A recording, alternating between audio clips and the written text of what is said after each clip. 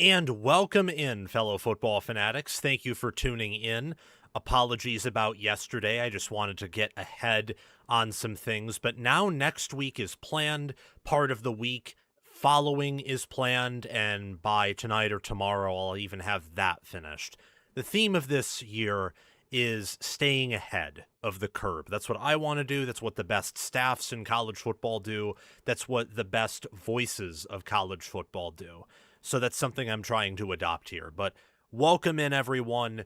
Good to have you joining us. We have a loaded show to get to, an absolutely loaded show. So if you want to get my attention, you can send in a super chat during intermission in between each segments. I will get to your super chat as quickly as possible. If I do not get to it, it's because the segment is not finished yet. And if you have anything interesting to say, you may not even need a super chat for me to react to it. I like to read through the comment sections at different times and through the live chat. And make sure to subscribe, to like the video, to hit the notification bell, and to be active in the live chat just regardless. It helps us with engagement. It helps us with viewership. It also teaches me things because it helps me know what does work and what doesn't work. Like my hair doesn't work. I need to get a haircut. I have one scheduled for Thursday. I love it. I love that I'm not, bald, but unfortunately that means I have to take care of it. And when it's this long, I can't even brush it or comb it and have it set properly.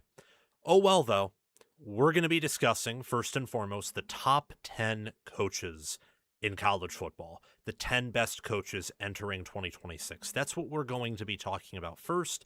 After that, on the menu, we have some discussions about the top 10 quarterbacks, my final power rankings, and some other things to get to if we have the time. So buckle up, grab a snack, grab a drink, sit back, relax, and enjoy the show. Thank you, Duck Knight, for being the first. Thank you to EasyJ9727 for hopping in. Thank you to New Deal Enjoyer for being a member on the channel.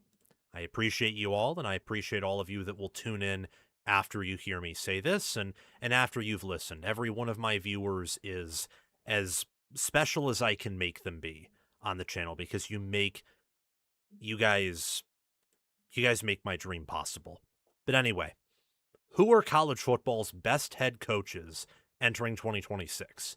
You're obviously going to see Curt Cignetti, Ryan Day, and Kirby Smart, my big three, given how powerful Indiana, Ohio State, and Georgia have been. They're elite football programs. But what about coaches like Dan Lanning, Mario Cristobal, Kyle Whittingham, Jeff Brom, Matt Campbell, Steve Sarkisian, other coaches who have done impressive work at other schools and who just are some of the best at what they do.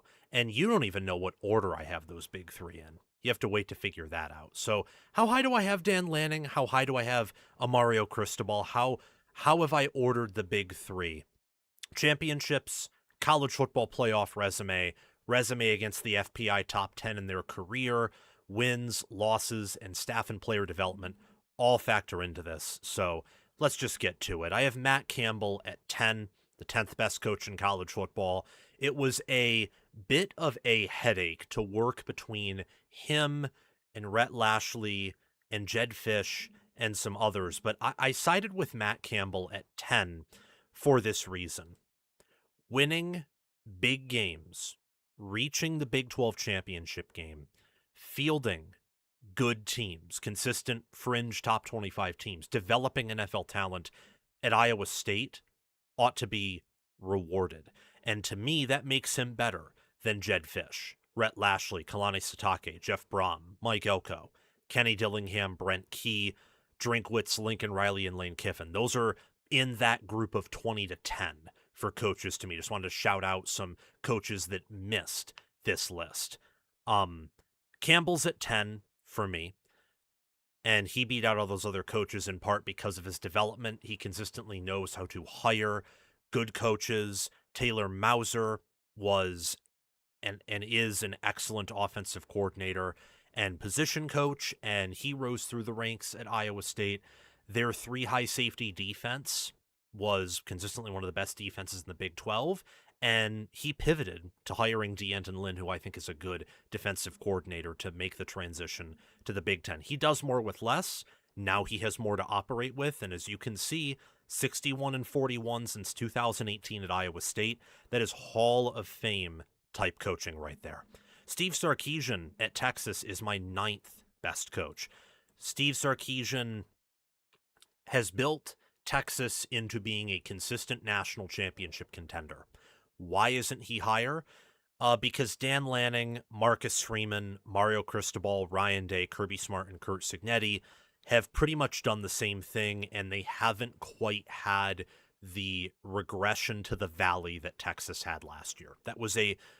It was pretty bad watching Oregon, Ohio State, and Georgia all reload, or in the case of Oregon, even improve from where they were in 2024 from a power ratings and quality angle, and watch Texas just fall so far behind of where they were in 2024. Sarkisian's still a good coach, and I'd actually argue right now he's probably a bit overhated. What Texas has done from an NFL development standpoint, from replacing Bo Davis goes to LSU, so you hire Kenny Baker, and Kenny Baker is an elite defensive line coach. You have Brennan Marion as your wide receivers coach. He leaves, so you bring in Chris Jackson.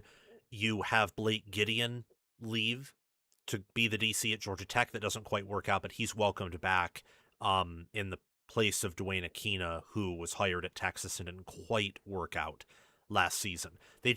They go through, they have Jeff Banks as their tight ends and special teams coach, and he's good at both of those things. They have great coaching and development, and they have stud and star players. Their biggest deficiency, I think, is just in-game management. And I think that is more of a Steve Sarkisian thing than anything else, and he's not as bad as, say, a James Franklin at that. I mean, just look at his record since 2021, 48-20 since joining Texas, with 12-2, 13-3, and 10-3 seasons. 2 college football playoff appearances back-to-back, and for a while they were the only team to have back-to-back, or the most recent team until last season when Ohio State took this honor, to have back-to-back NFL draft classes with 10-plus players drafted. So Sarkisian's in my top 10. Kyle Whittingham, I know I made a top 10 earlier this season, where Kyle Whittingham was much higher than this. He dropped for me in part because I just haven't seen him do it at a super high level, at least on a consistent basis. You know, Steve Sarkisian, I've seen higher highs with him than I have of Kyle Whittingham, but also relative to the resources he's had, I've seen much lower lows than I've seen from Kyle Whittingham. Other coaches ahead of Kyle Whittingham, I would say that really they have had higher highs than him, and they've also had higher floors than he has, whether factoring in resources or not. It's different in the Big Ten. You know, Jonathan Smith came over from Oregon State to Michigan State. Now, to be fair, Michigan State didn't give him any resources worth a crap, but that's a conversation for a different day. He didn't quite work out. Rich Rodriguez went to Michigan, and he didn't have a track record of succeeding in the Midwest. Now here we are.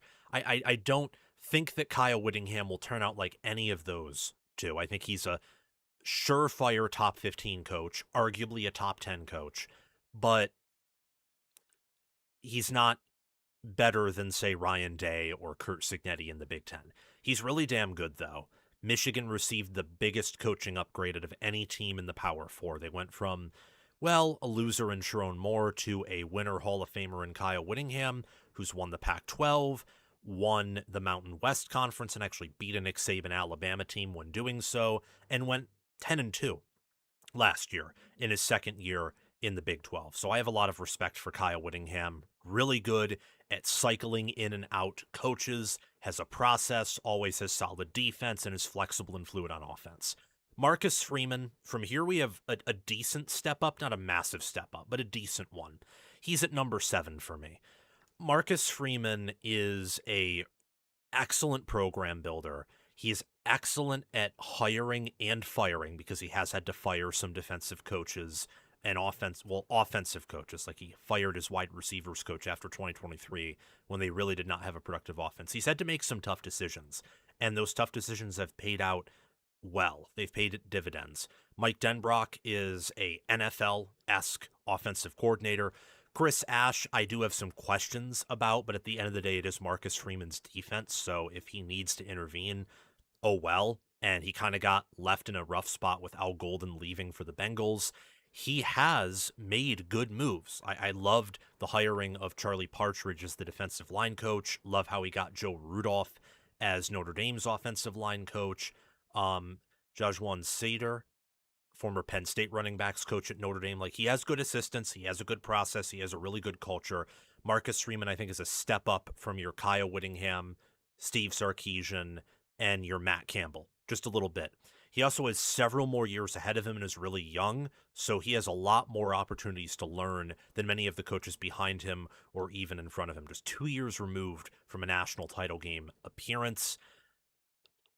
At this point, there's weak links. There aren't really weaknesses to these coaches. I mean, last year, I would argue, wasn't the best Notre Dame coaching job. At the end of the year, they clearly were top 10, if not top 5 good. So how did they lose those 2 games, particularly to an A&M team that was very flawed and a Miami team that wasn't perfect? Although that loss I don't really blame anyone for, but the A&M one with hindsight was kind of, I don't know. I just think at this point I'm kind of nitpicking, so if you don't hear me say anything but good things about these coaches from here on out, just don't be surprised. I don't really have anything bad to say about Marcus Freeman. Barely ahead of him, only a little bit, is Mario Cristobal. Mario Cristobal lands at 6th. I'm much higher on him than a lot of people are after last year. And a lot of it is the staff construction and the roster development aspect to it. He is the best recruiter and the best developer on this list that we have talked about so far.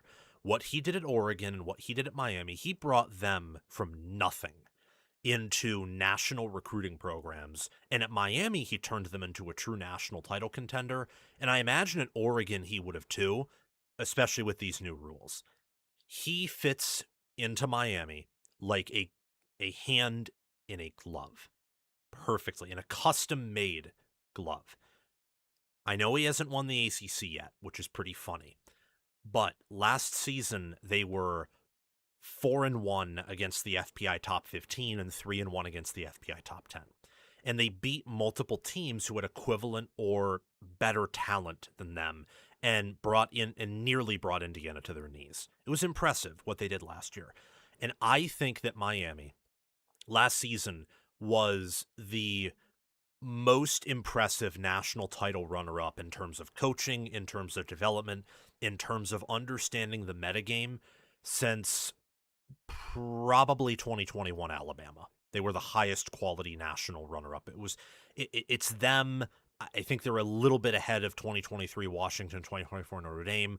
All of those teams are like way ahead of 2022 TCU. What Miami did last year in the long term is sustainable. We'll see what they do this year. I think they'll finally win the ACC, and they'll probably go to the playoffs again. But I'm bullish on Cristobal. I'm buying all the stock I can. Do I think there are still some weaknesses or at least weak links in game management? Yes, I do. But like I was discussing with Freeman, I'm nitpicking him a little bit. What they did last year in terms of game preparation, where their game plan was way better than Ohio State's, and that's why they got out to that big lead early. And that's also why they were able to beat Texas A&M in a slugfest. It's why they were able to beat Notre Dame in the opening week. It's why they were able to play Indiana competitively. That was very impressive. Entering my top 5, I have Kalen DeBoer. And this is probably the most controversial selection I have, where in the future, I would project Cristobal and I would project Freeman to surpass him. Probably after this season, they will. But as it stands right here and right now, I cannot for the life of me remove that Washington playoff run or what I think he was able to do. I say think because Alabama's very talented, so I don't want to act like he's done more with less at Alabama. But I believe in some of the big games he's coached in at Alabama, he has done more with less. Georgia in 2024 had the better roster and the better players even at that time. They also did in 2025 in that first game. And the schedule they played last year, before they started to look really shaky, I thought was impressive. DeBoer is the best game manager we've looked at so far. He lacks in program management in terms of the development, the assistant coaching hirings and firings, and all of these things compared to Marcus Freeman and Mario Cristobal and others on this list who make better decisions in the preseason than DeBoer does. But DeBoer has a winning record against Steve Sarkisian, Dan Lanning, and Kirby Smart for a reason across multiple sample sizes, and he's widely regarded in the industry as a top 5 coach. So disappointing so far, yes. Impressive overall, abso-frigging-lutely. So he's my 5th best head coach right now. My 4th best head coach, and again, from Marcus Freeman all the way up to number 4, Dan Lanning, the increments are just tiny. I think you can make an argument for any of them to be in any order. I personally like Dan Lanning the most out of all of them because I believe that his combination of player development and recruiting is the best. And I think that he's done a really good job hiring assistant coaches. Coordinators, we'll see how they pan out, but in the past, he's done a really good job hiring them. Game management, yes, he hasn't been good in rematches, but he's the only coach right now to have an active win out of the list we've discussed. He's the only coach to have an active win against the eventual national champion in the same season. And I do value that because 2024 Ohio State, even in that Oregon game, was really damn good. And for them to really steal a win in that game was impressive. There were some flukish things that went on, but to play them that competitively and then win the Big Ten, beat Penn State that year, he's had an FPI top 10 win every single season at Oregon. Utah in 2022, in 2023, I don't think they had an FPI top 10 win, but they did beat USC. They did compete with Washington in the 2 games. In 2024, they beat Ohio State and Penn State. So that's 2 FPI top 10 wins. And last year, they beat Texas Tech. And Texas Tech, I know people would accurately say that they are not one of the best teams in the country, but they were still a really damn good team. And to beat them by 23 at 9 or 10 a.m. Oregon time, that's a quality win. So I understand that at the end of the season, he has not finished strong. But I think that has to be factored in with other coaches that haven't gotten to the points where Lanning has. Like Steve Sarkisian has not gotten to the point for 3 years in a row to be in a position to be one of the 4 best teams. He did in 2023 and 2024, but last year he did not, and he's only faced the eventual national champion once in a given season, 2024. Marcus Freeman, the exact same thing. Only faced them once in 2024, that being Ohio State. And Mario Cristobal faced him once last season. Lanning's consistency and how they've utilized Oregon's resources to create NFL rosters is impressive to me. But I understand if someone does not have him 4th and has Marcus Freeman, Mario Cristobal, Kalen DeBoer in that position. There's a huge gap here, a massive, massive gap right here from coach number 4 to coach number 3. And coach number 3 to me is Ryan Day at Ohio State. Ryan Day has a impressive 87% career winning percentage at Ohio State. Against the AP top 25, he wins 70% of his games. Against the AP top 10, he wins 60% of his games. That's really impressive. They've had 5 college football playoff appearances, 1 title. They have won college football playoff games in more than 1 season. They won 4 games in 2024, a game in 2020. It's really impressive what he's done in the sense that I think he has raised the floor of Ohio State's program overall from where it was under Urban Meyer. And relative to the new rules of college football where you can't stack talent the way Meyer did, he's also raised the ceiling of the program. He is on pace to be a top 10 coach all time. He is. And I think Ohio State's going to have him for at least a few more years, if not for more than a decade. He's an incredible coach. He's a great human being. He's a great tactician. He comes up with good game plans. I think that he manages games well, and I think the people that like to microanalyze him just want him, if they're Ohio State fans, to be Nick Saban, or they expect him to be Nick Saban because he's at Ohio State, and both of those things are unfair. No one on this list yet, no one in college football yet, is Nick Saban. And to expect someone to be Nick Saban or measure them in comparison, I think is a bit insane. And it's the same thing with Kirby Smart.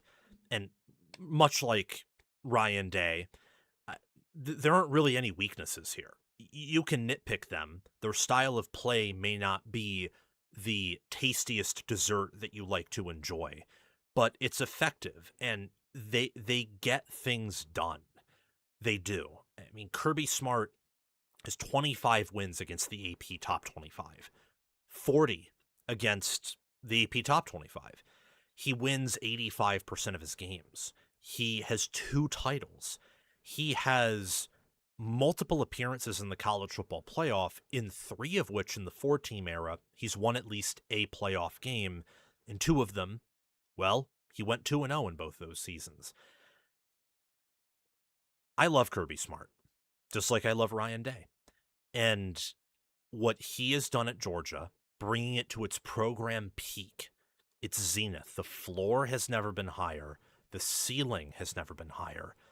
They would be on a run close to what Pete Carroll had at USC, or close, but not quite the run that Nick Saban had at Alabama, if not for the new rules, which really have restricted how much talent they can stack from the South, specifically in the states of Georgia and Texas, which Georgia recruits heavily.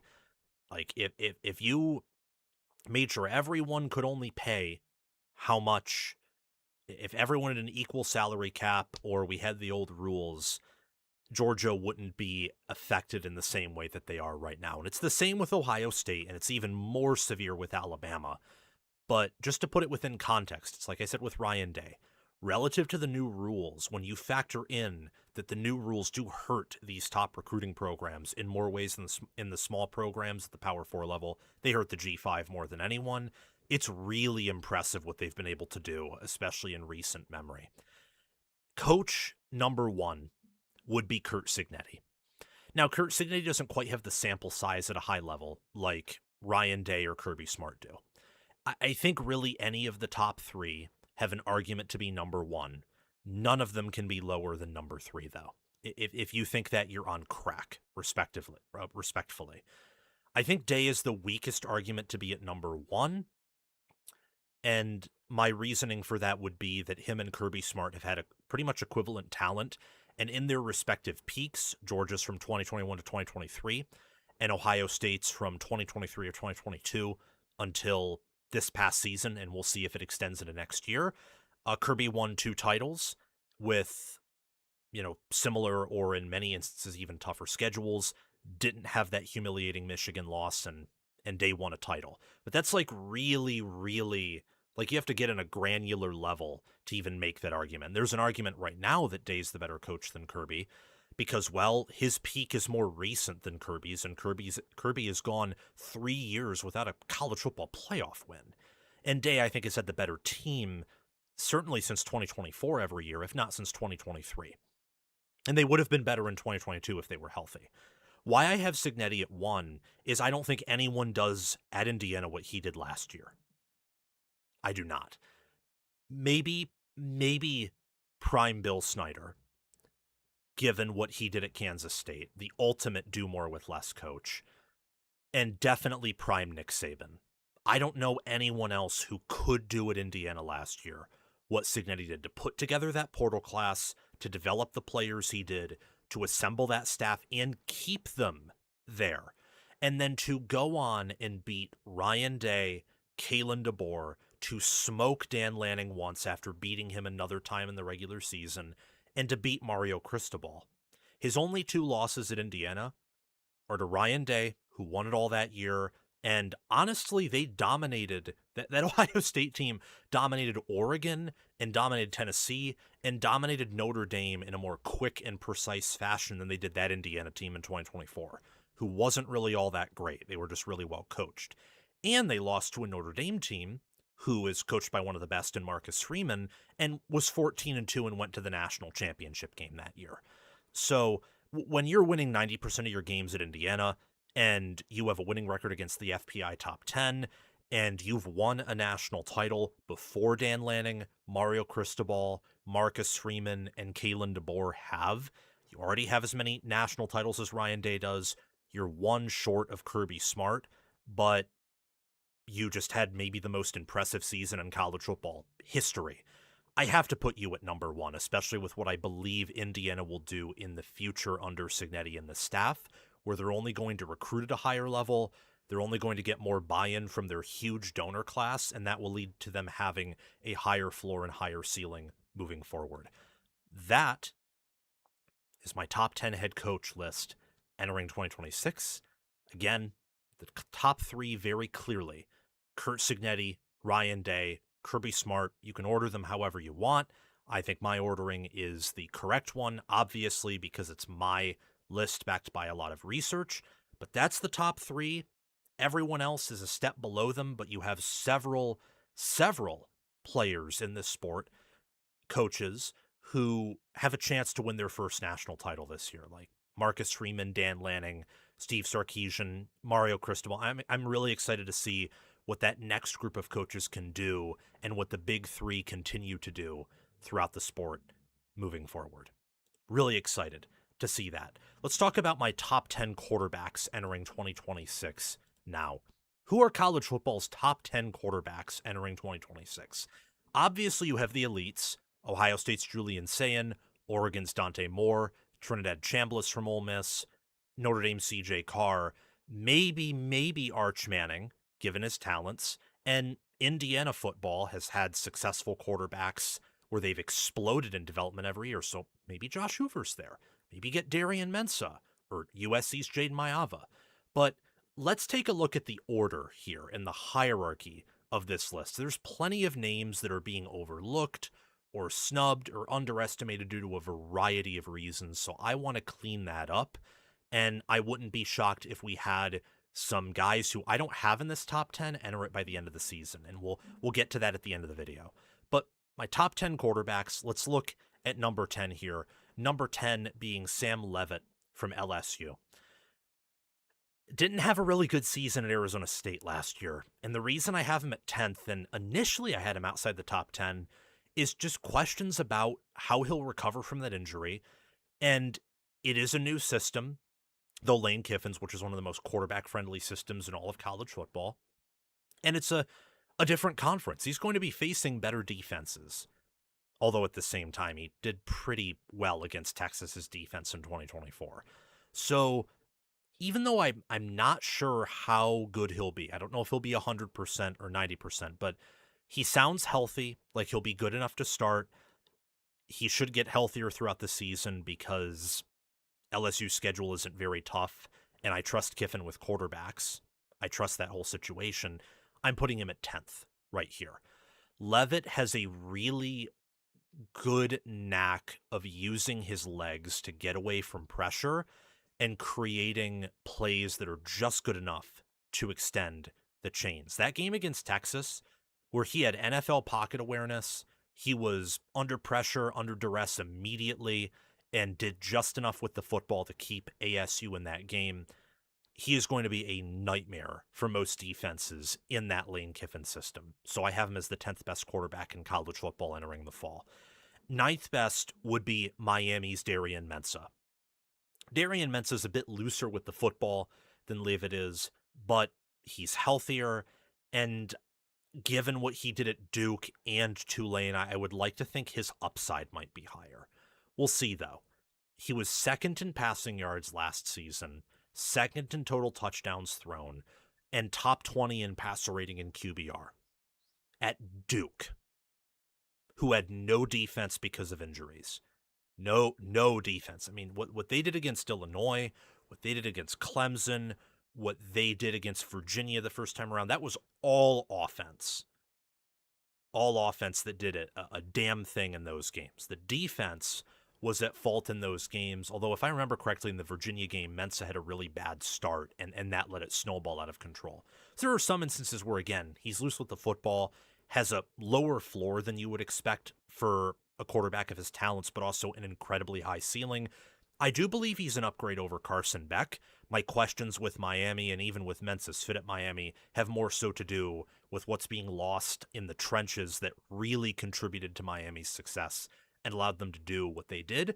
But I trust Cristobal with Miami's program, making sure they're a top 10 team every year. They did a really good job at the last minute, at the final hour, making sure that Mensa was their quarterback for 2026. Jaden Maiava is my 8th best quarterback. And really it comes down to the fact that while Maiava is not the most talented Lincoln Riley quarterback, he's been in the system for 3 years and 2 as a starter. So he has everything nailed down, all the protections, all the plays. He doesn't make too many mistakes. He can utilize his legs in key situations. He was top 10 in PFF and in QBR last season, 5th in passing yards. And I will be fair to him. Against Oregon and against Notre Dame, games on the road where he didn't put up the prettiest stat lines, he didn't have a running offense. And when a Lincoln Riley offense can't run the football, very bad things happen because his offense, contrary to popular belief, is a run-first offense. So when Notre Dame and Oregon completely shut it down, Maiava did really impressive things. He made impressive throws in those games. Was he perfect? No, but you can't ask him to be perfect on the road in those environments against those teams when they're dominating the lines of scrimmage. That would be asking him to be Johnny Manziel, Cam Newton, Kyler Murray, Caleb Williams. And again, he's not the most talented Lincoln Riley quarterback, but he's effective. He's going to be a future NFL quarterback. And with another year in that system, with an improved supporting cast, particularly on defense, I cannot wait to see what he can do. I have Josh Hoover at number 7. Hoover has plenty of mobility upward. He has a very high ceiling, lower floor than Mendoza last year. After what Indiana's done at the quarterback position, I'm not going to question the raw ceiling of anyone they bring in. However, I will say based on history, I do not expect him to be as consistent as Mendoza. He was 9th in touchdown passes last year, top 20 in passing yards and yards per pass, and was an above-average good quarterback in terms of QBR and passer rating. Again, like Mensa, even more so than Mensa, pretty loose with the football. Now, I will say, out of all the quarterbacks in this list, he is going to experience the best supporting cast upgrade, all the transfer quarterbacks. Indiana should have the best rushing offense. They should have the best defense. They might have the most explosive receiving duo in all of college football. Might, not a guarantee. So when I look at Josh Hoover and how he fits in the system, if they've been able to fix some of the completion percentage, the accuracy and turnover issues, even by a little bit, with this supporting cast upgrade, there's a chance that you'll see him as 1st in QBR or 1st in passer rating, or maybe he's 10th in those categories or 15th. Like, depending on where he lands, that's going to determine a decent bit, more so about Indiana's ceiling. The floor already is very high because of schedule, because of defense, the rushing offense, the system, and the coaching staff. It just can't quite put him higher than this, given others ahead of him have a better resume, but I can't put him lower because of what Indiana's staff is known to do, and he is one of the most productive quarterbacks in terms of total career production entering the college football season. CJ Carr is my 6th best quarterback. I like CJ Carr. I think that CJ Carr has one of the higher upsides in terms of NFL draft capital of any quarterback on this list. Just the build, the arm strength, the willingness to push the ball down the field and be wise about it is impressive. He was only 51st in passing yards, but keep in mind Notre Dame only played in 12 games, and they were a run-first team last season. But in moments where they needed him, against Miami, against A&M, to keep them in the game when the defense was failing, against Miami when they really couldn't do all that much in running the football, he did enough. And against Elko and Heatherman, and with the players those teams have, and the fact that I don't think Notre Dame's offensive line was as good as expected last year, that's impressive. That's the mark of a good quarterback. He has an elite offensive coordinator and play caller in Mike Denbrock, a really good developmental system and program. There's a reason he's getting a lot of NFL hype, and I expect him to take a step forward, not just in terms of play, but really overall production, because they're going to have to rely on him more, a whole lot more this season, given what they lost at tailback. So, sixth best quarterback there.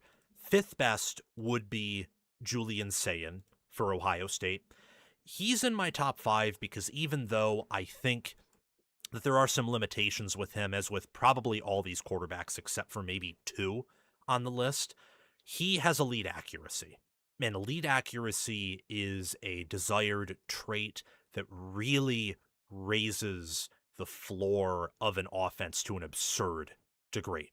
Keep in mind, last season's Ohio State offense was pretty bad by their standards. Against top 15 efficiency defenses, they averaged 12.7 points per game.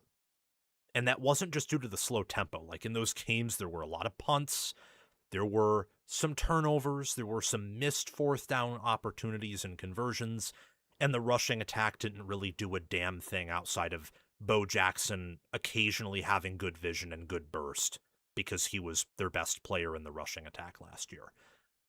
Sayin was not the problem. That's what I'm trying to say. Yes, there were moments where he could have done better in terms of getting the football out when he had some time to throw against Indiana or even at times against Miami and just kind of took the football, was trying too hard to play hero ball, and took a big sack. But at the same time, when you have a better rushing attack, when you have better offensive line players and cohesion, and better tight end play, all things that Ohio State should have had last year, those things probably aren't really a concern. Now that he has a superior play caller, now that the offensive line and running backs are back, and he still has Jeremiah Smith, he's going to perform at a higher level than last season. In terms of film, he's going to do better in big games. Will he put up the same ridiculous numbers he did last year?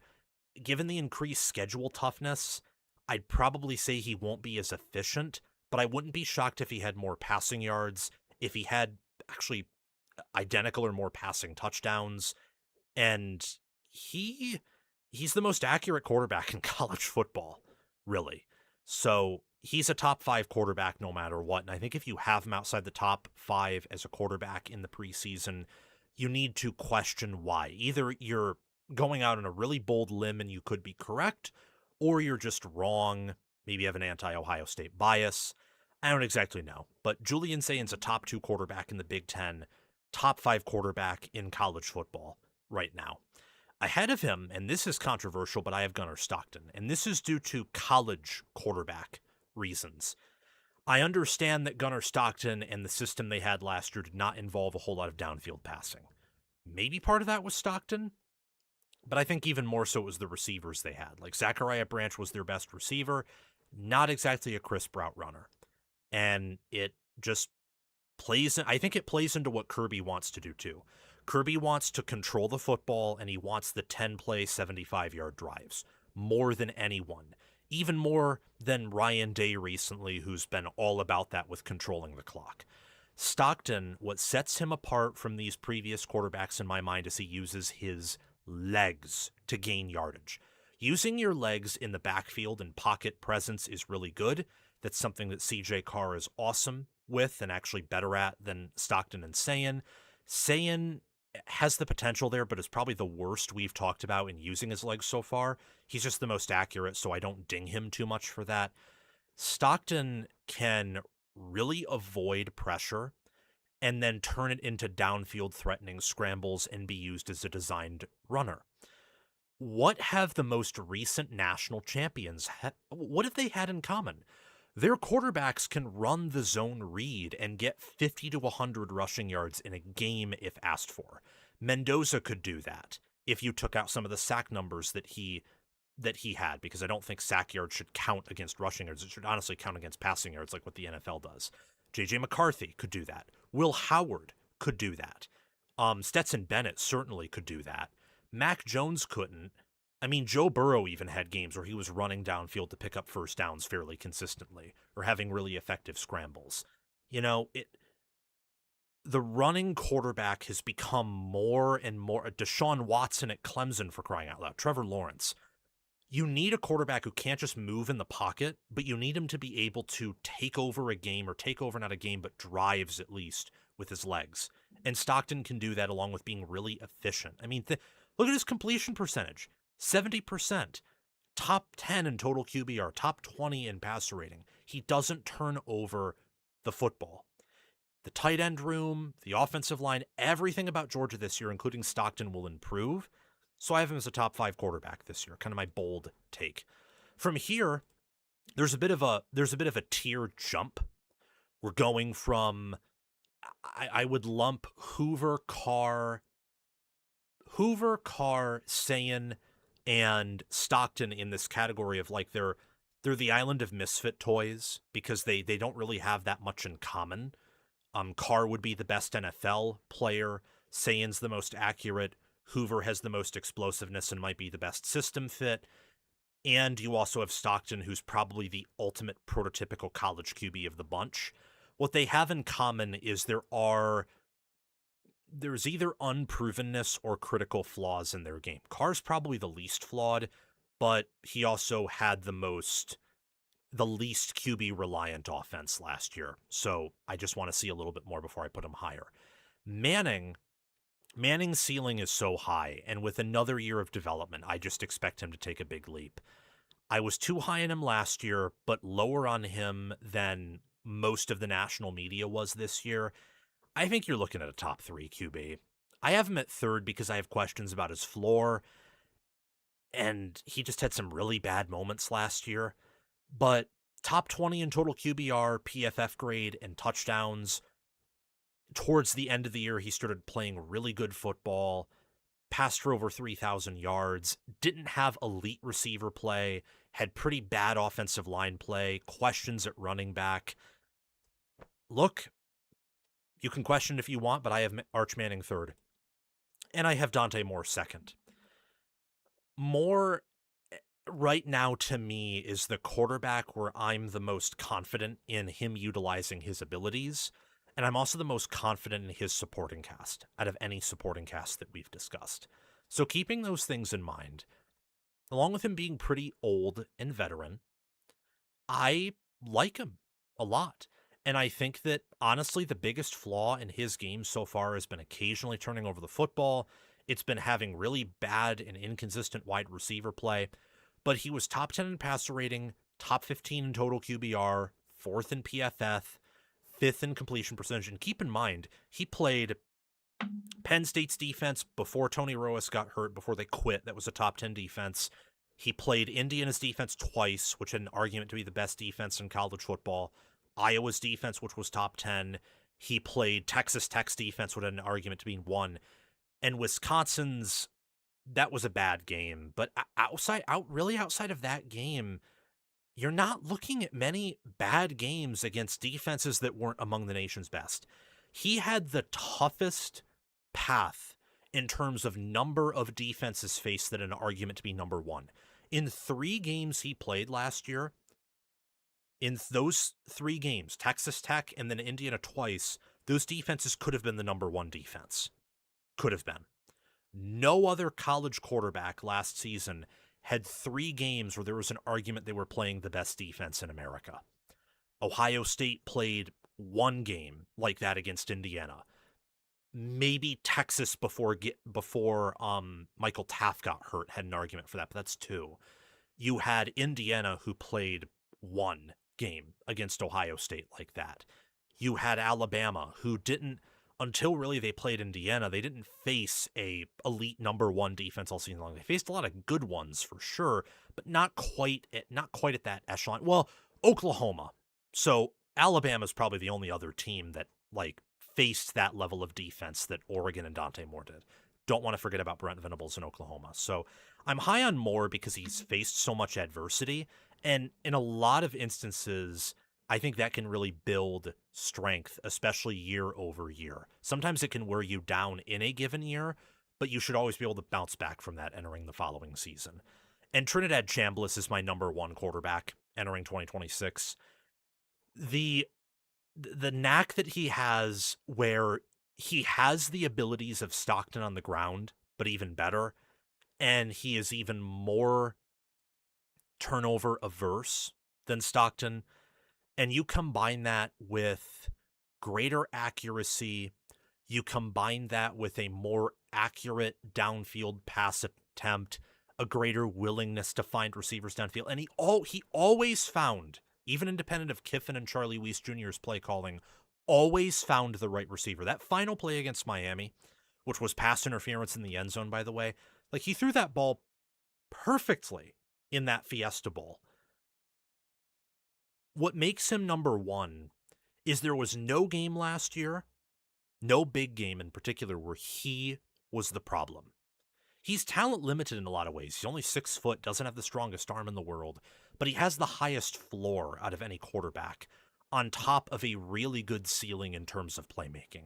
And I value that a lot. So I have Trinidad Chambliss as my number one overall quarterback entering 2026. If I'm wrong here, we are going to see some honorable mentions, 5 other quarterbacks to keep an eye on to have a good year in 2026. Ultimately, I think you're looking at Kevin Jennings, Keelan Russell, Drew Mestemaker, Damon Williams Jr., and Bryce Underwood. I think that's who you're looking at right there. Jennings is quietly one of the best quarterbacks in America, has a ton of experience coming back, and no one's talking about him. Russell, 5-star stud, and I trust Kalen DeBoer with quarterbacks. Mestemaker was amazing last year with North Texas. Damon Williams Jr., I know in big games he wasn't that good, but I think that had to do with the fact that his offensive line was outside the top 100 in sack percentage, which part of that's on him, but when you're that bad and they had Jonah Coleman and their rushing offense struggle, that's also a sign that your offensive line wasn't really good. Bryce Underwood would have completed nearly 70% of his throws if not for drops. That's a factual statistic. You can look it up. I remember countless times against Nebraska or Washington, like even at times against Oklahoma, where his receivers were open and he passed it to them and they just dropped it. Like that, which is a sign of bad coaching, which Michigan had last year, on top of some of Underwood's performances later in the season, where Sharon Moore just never developed him. Now they have a real staff, real QB coach, improved receivers. I don't know if he'll statistically be much better because the schedule's much tougher, but he will improve, and you will see it play out on the field and on film. And honestly, with all these quarterbacks' flaws, that's why I'm not ranking them in the top 10, but they're still good playmakers, or at least have a whole lot of potential, especially in the case of Russell, Williams, and Underwood, that I'm just going to bet on because I like the staffs they have, particularly at the quarterback position. Those are my top 10 quarterbacks entering 2026. Let me know what you think down in the comments section below. Really appreciate you guys for paying attention to this and watching it. Alrighty, let's move on and talk about my updated power rankings. Let's do that. Just want to get a quick drink of water. Let's look. Why ding Sayin for mobility but not Dante Moore? Because Dante Moore had like a 50-yard scramble against Iowa. Like Sayin was really... He really refused to run the football in a way that like was detrimental to the offense's success.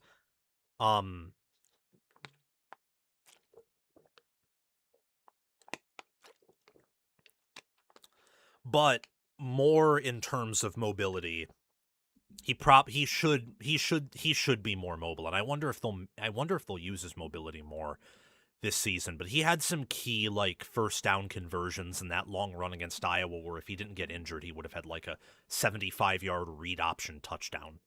So I don't ding that for him as much. But that top 5, really, I wouldn't be shocked if anyone in that top 7 emerged as the number 1 college QB at the end of the season. Let's discuss my power ratings now, or really power rankings entering the 2026 season. After that, we'll have some preseason All Big Ten offense and defense talk, and it'll just be a really good time. Thank you for making conversation interesting in the chat, for coming on, guys. Let's get this up to 100 likes before this live show ends. We're at 24 right now. I know there's about 70 of you on here. Like up the stream. Really appreciate it. Thank you. Who are the best teams in college football? Well, you will find out in my final 2026 college football top 25 power rankings. Power rankings. Really want to emphasize that point. This power ranking puts each team in tiers, weighing roster, coaching, talent, development, depth, and giving some positions like quarterback, defensive line, left tackle, wide receiver 1 more weight than other positions. Schedule is not considered here, as this is a power ranking, so we're talking about who the best teams are, not who will have the best records or best strength of record at the end of the season. To kick this off, let's look at 25 through 21, the first group of 5, where I have Northwestern at 25, Auburn at 24, BYU at 23, Texas A&M at 22, and Iowa at 21. Northwestern at 25 is controversial and it's bold, but I believe that they made really major improvements this preseason, and that they have one of the best coaching staffs out of teams that don't have top 10 coaching staffs. They might have a top 10 offensive play caller in Chip Kelly. They have a coach in David Braun who has always been solid with defense and has done a good job with less at Northwestern. They have a quarterback in Aiden Childs who is more talented and proven at the Power 2 level than Preston Stone ever was. And they have really productive wide receivers like Griffin Wilde, Hayden Elegon, a good running back in Caleb Komolafe. They had an underrated O-line last year, and they return much of that entering this year. And their defensive backfield is pretty mean. They're going to lose 5 games, if not more than that. But from a power ranking angle, I think they're in a vicinity of 5 other teams: Tennessee, Nebraska, Minnesota, Oklahoma State. And I'm just going to put Northwestern at 25th because I feel like it, and I like some of the key pieces they have. Auburn at 24 is certainly a little bit of a step up here. They just have more talent. They have more depth. They have a better staff, better QB. They're a top 25 team because they retain some good pieces on defense, really good pieces. And offensively, they bring in a effective, efficient roster from USF, and also a scheme that Joel Gordon and Alex Skolish run. What I love about Auburn is you have DJ Durkin and a defense that really before they started quitting was top 10, if not top 5 last year. You have Deshaun Womack, Xavier Atkins, Elijah Melendez that make up a front 6 that's really efficient. Auburn had maybe the best run defense in college football last year, or something very close to it. They're going to be more fundamentally sound, and they'll have a real offensive genius, not a fake one, who actually is more of a golf genius. At 23, BYU.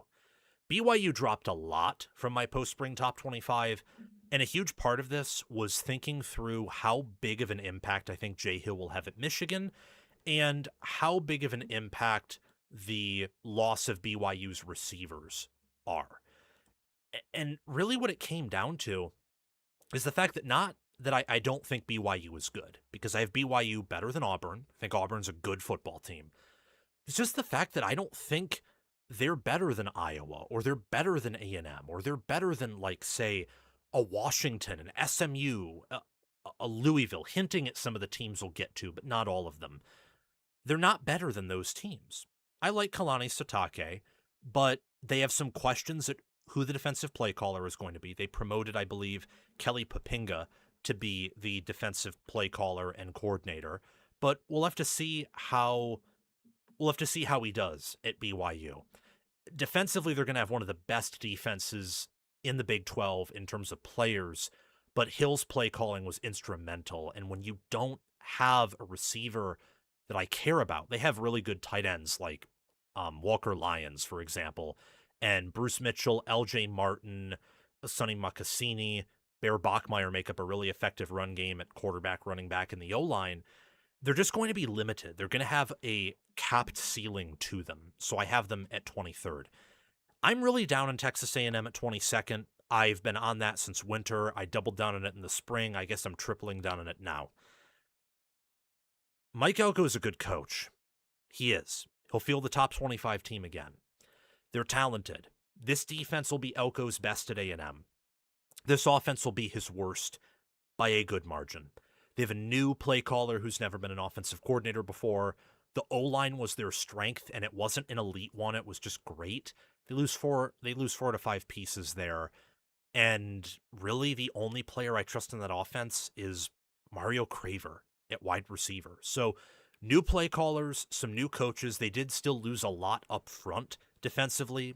I trust their safety group, their linebackers, although depth is a little bit shaky with an injury they had. And I liked their portal pickups on parts of the defense. But I don't trust Marcel Reed. Not one bit. And this isn't related because we're not talking about schedule here, but I'm bringing it up for some teams where I think they're really going to be, they're just going to be dramatically different in power rating versus strength of record ranking.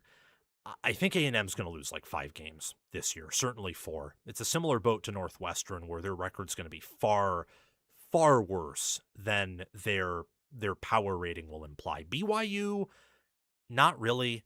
Auburn, I think, will be similar to A&M and Northwestern, but since it's year 1, there will be more grace given.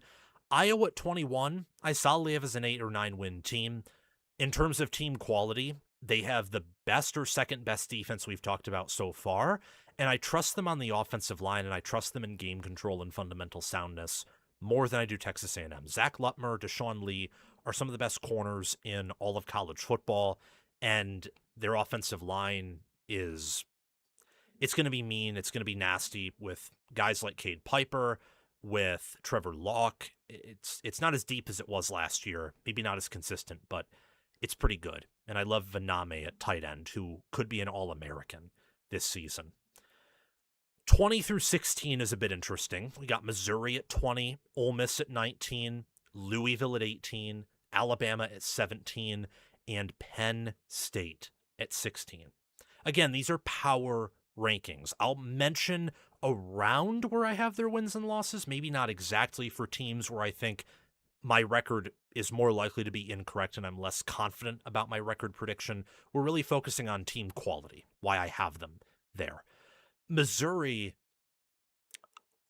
I know it's a Big Ten thing where, and the meme is pretty funny, Missouri always gets ranked top 25, doesn't beat anyone worth a damn, and finishes top 25.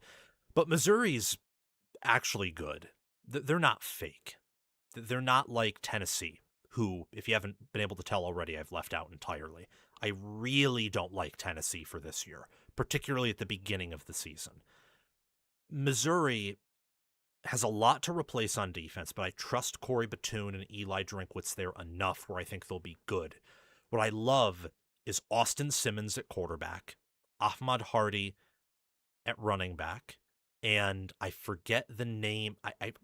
I'm ashamed. I want to know the two deep of every top-end running back room, but not quite. Jamal Roberts, those running backs, and then you got Dominic Judice, Curtis Piegler, and Caden Green. They're going to have a nasty rushing offense, a real game control, smash mouth unit, and they'll be good enough up front with Rodriguez at linebacker, Marquise Graciel at defensive tackle, where I like what they have. And don't forget about Robert Woodyard Jr. either. Ole Miss at 19. I just got done with my top 10 quarterback rankings segment where I told you I believe that Trinidad Chambliss is the number 1 QB. I think Kewan Lacey is an argument to be the number 1 running back. Their lines of scrimmage are okay. O-line I don't necessarily trust, but it's not bad. The defensive line I really like. I don't think it's quite in that elite category. I think, for example, Will Eccles is starting to get a bit overrated because the media talked about him so much, but he's an NFL D tackle, and they have other players at edge like Perkins and Cam Franklin, for example, Blake Purchase, who transferred in from Oregon, that I really like. My real question for them is depth, and really it's just coaching. If Kiffin were still there with the staff he had last year, this would probably be a top 15 power rated team in my book. Louisville at 18, this is a team that I've really fallen in love with over the course of the preseason. You have Lincoln Keenholz, who I think will be good and certainly better than Miller Moss in terms of college QB style because he can run.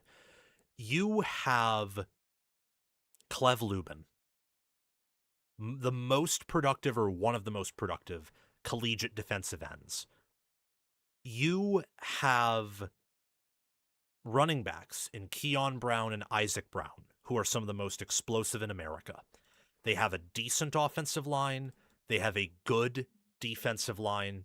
So, like, they got, for example, outside of edge or outside of Clev Lubin at edge, they have AJ Green and Tyler Thompson, who I'm high on. They got Trey Richardson at wide receiver. The interior of their offensive line, led by guard Lance Robinson, I really love.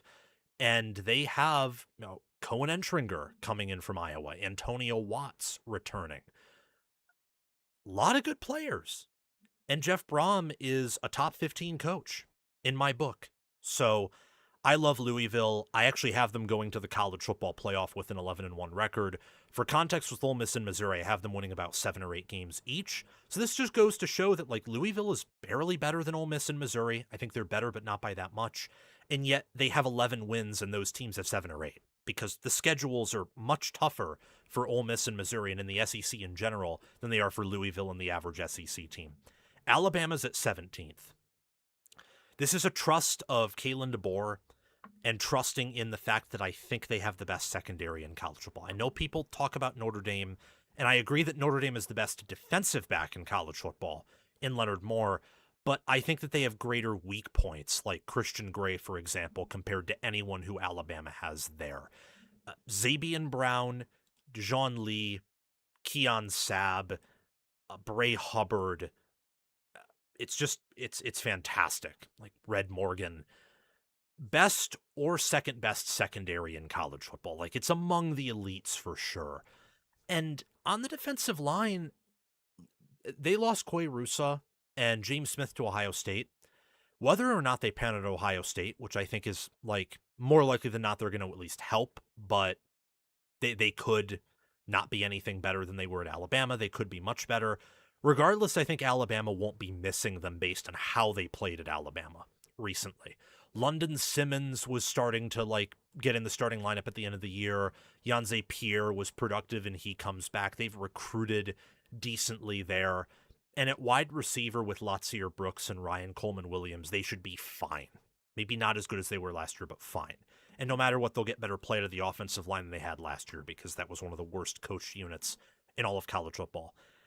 They're a team that I need to see more out of before I put them in the top 15. I hate how people have started to come onto them and say, yeah, well, this is certainly a top 15 team. Look at all the talent.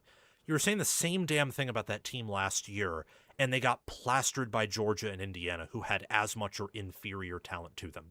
And both had fewer draft picks, actually. Penn State is at 16th. Lowered them by a spot.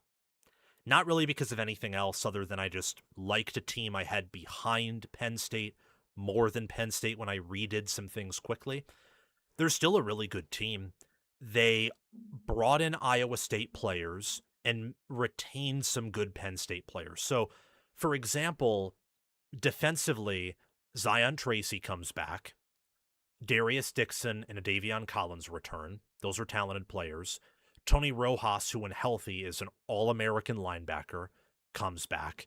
They return Andrew Repellier to pair with Benjamin Brommer, so they have one of the deeper tight end rooms in college football. They upgraded at receiver relative to where Penn State was last year.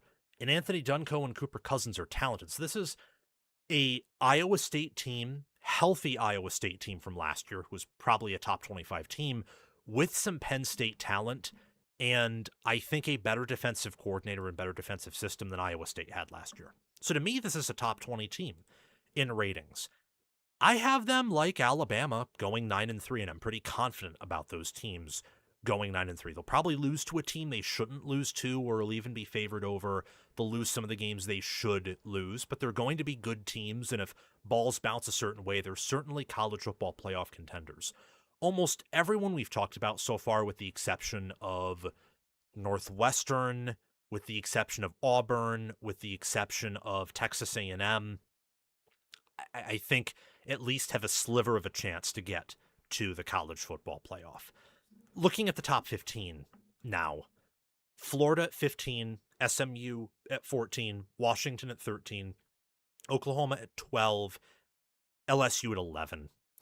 Florida, I dropped, and I dropped because I just like SMU that much, who rose 4 spots all the way up to 14th. I don't have Florida in my playoff bracket anymore like I did, but I have them winning 9 games and tied for 3rd in the final SEC standings. So I like Florida quite a bit. They might have one of the best defensive end duos in America with Cameron James and Jaden Woods. Jaden Woods is an absolute freak of nature. They have a good safety group, good linebacker in Miles Graham. What's underrated is they might have the best receiver core in the SEC, with Eric Singleton Jr., Dallas Wilson, and Vernell Brown III. Wilson and Brown being true freshmen last season. Much like Michigan, who I've said in other videos I think received the biggest coaching upgrade in college football, I think Florida received the second biggest, or maybe that would be Auburn, but Florida's more talented than Auburn at this current moment. Florida went from a clown, an idiot, and someone who was too stubborn to give up their own play calls in Billy Napier to a defensive savant and the guy who may have helped make Kentucky what they were at their peak under Mark Stoops in John Summerall, who's had success at Troy, had success at Tulane with a variety of different quarterbacks and different players. He brings in Buster Faulkner as his OC. Florida, in my mind, is one of the best SEC staffs and one of the more talented SEC rosters, so why not have them at 15th? I think they'd be favored over all but 14 teams in college football, and that's really what this power ranking is, a ranking of. SMU's at 14. Part of me contemplates putting them even higher. Like, I could see them being ahead of Washington. I could even see them being ahead of OU if OU really doesn't pan out on offense or reload on defense in the way I think. But 14, I believe, is a good spot for them. And with SMU, if you put if you put this roster in the Big Ten and SEC, they would surprise people. Like, I firmly believe they'll reach Charlotte. I'm more confident they reach Charlotte actually than any team in the ACC, including Miami, though I believe Miami is better than them. And it's because they have just excelled at doing more with less. They bring back Kevin Jennings, a third-year quarterback. They have, in my opinion, the ACC's best offensive line in the preseason. Joshua Bates, Addison Nichols, PJ Williams are their top 3 players there. Defensively, you are looking at the losses of Moses at safety and some others, but they return Brandon Booker and Alexander Kilgore at linebacker, who, if you factor out Notre Dame of the ACC, they have the best linebacker group in the ACC. They have the best O-line, best linebacker group, probably the second best defensive line, either them or Louisville, in the ACC, of course, behind Miami, who's just insane there. And they could have the ACC's best quarterback, too. I mean, it's not unrealistic to think that Kevin Jennings could be better than Darian Mentzer, or at least close to it. You combine that with a top 15 coach in Rhett Lashley. I have this team winning 10 or 11 games, and that is with Notre Dame on the schedule on the road. That's with Louisville on the schedule on the road. And I have them going to Charlotte, actually. So I love where SMU is, and keep in mind, guys, this entire list so far, I talked about a jump up from Auburn, for example. We haven't really had a large jump up yet in terms of a team being improved by like a full point since Northwestern to Auburn. We just hit our next tier, really. That being Florida to SMU. SMU's a decent bit better than Florida. I think an equivalent or better coaching staff, a more solid, secure roster, though they do not have the upside of a Florida. And if we were talking win-loss record at the end of the year, this would probably be a top 15 team if you only go by wins and losses, like a top 10 team. Strength of record, they'll probably be around where they are now because their schedule isn't really tough. But yeah, I love SMU there. Washington, I am drinking the purple drink. I don't have anything like that. I don't even have purple colored water, but I'm drinking the purple drink. Washington at 13. You're looking at a top 15 or top 10 defense. You are looking at a top 15 quarterback in Damon Williams. You have a top 10 defensive coordinator in Ryan Walters. You have a top 15 coach in Jed Fish. Desmond Roebuck's a productive receiver. The offensive line will be much better. You have Emmanuel Carnley transferring in from Virginia at corner. And on defense, look, they're loaded with like Alex McLaughlin at safety, Rylon Dillard Allen there too. Rashawn Clark, I believe, is their nickel. And Alenius Davis on the inside is one of the better defensive tackles in the Big Ten. So they're a pretty complete team, I would say. Good coaching staff. They fit the metagame defensively where they're going to be a run defense first, and they'll improve in terms of pass rush and pass defense from where they were last year. This offense won't be as pretty or appealing, won't have the same eye candy that last season's did, but it will be more consistent and have a much higher floor because the offensive line is better. The quarterback is entering his second year as a starter and third year in the system. And I believe that good staffs learn lessons from where they were at last season. And I believe Washington is a great staff. Oklahoma at 12, lowered them by a spot simply because LSU at 11, I believe, has a better roster and actually better coaching staff than they do. So that's really that right there. But they're close together, as are Washington and SMU close to them, because I believe Oklahoma will have the best defense out of anyone we've talked about so far. Just trying to go back through my whole top 25 to make sure I'm not incorrect there. Yes, I would say Oklahoma will have the best defense out of anyone we've talked about from the 11 to 25 spot. Top 10 defense for sure. Washington's, I have a read that they could be, but it's not for certain. Look, David Stone could be D-tackle 1. Taylor Ween's a good player. Eli and Peyton Bowen are back at DB. They upgraded at receiver with Parker Livingstone and Trell Harris, and their offensive line should improve. And look, John Mateer, I don't exactly love him or even really like him as a player. As a person, I actually think he's pretty cool. But he should at least have some minor improvements, especially since the offensive line had real issues last year. And he does do some good things from a college quarterback angle. I expect Oklahoma to regress in terms of win-loss record due to the schedule and how many close games they won. They and Washington will be around that 9-win regular season mark, and it's the same with LSU, just like with Florida. SMU is really the outlier here because their schedule isn't that difficult. LSU, they have the highest upside here, and their coaching staff is better than Oklahoma's. I'd give it a slight nod over Florida's and SMU's, and even a nod over Washington's. So highest ceiling and slightly best staff, well, you're going to be 11. They're not quite a tier above these teams because I don't love what they have in the defensive line or offensive line right now. And they're so transfer portal laden. And I think Kiffin right now is overrated, where I'm just not ready to buy into them this year to the degree that some are. But they're going to be so much better than the LSU team of last year.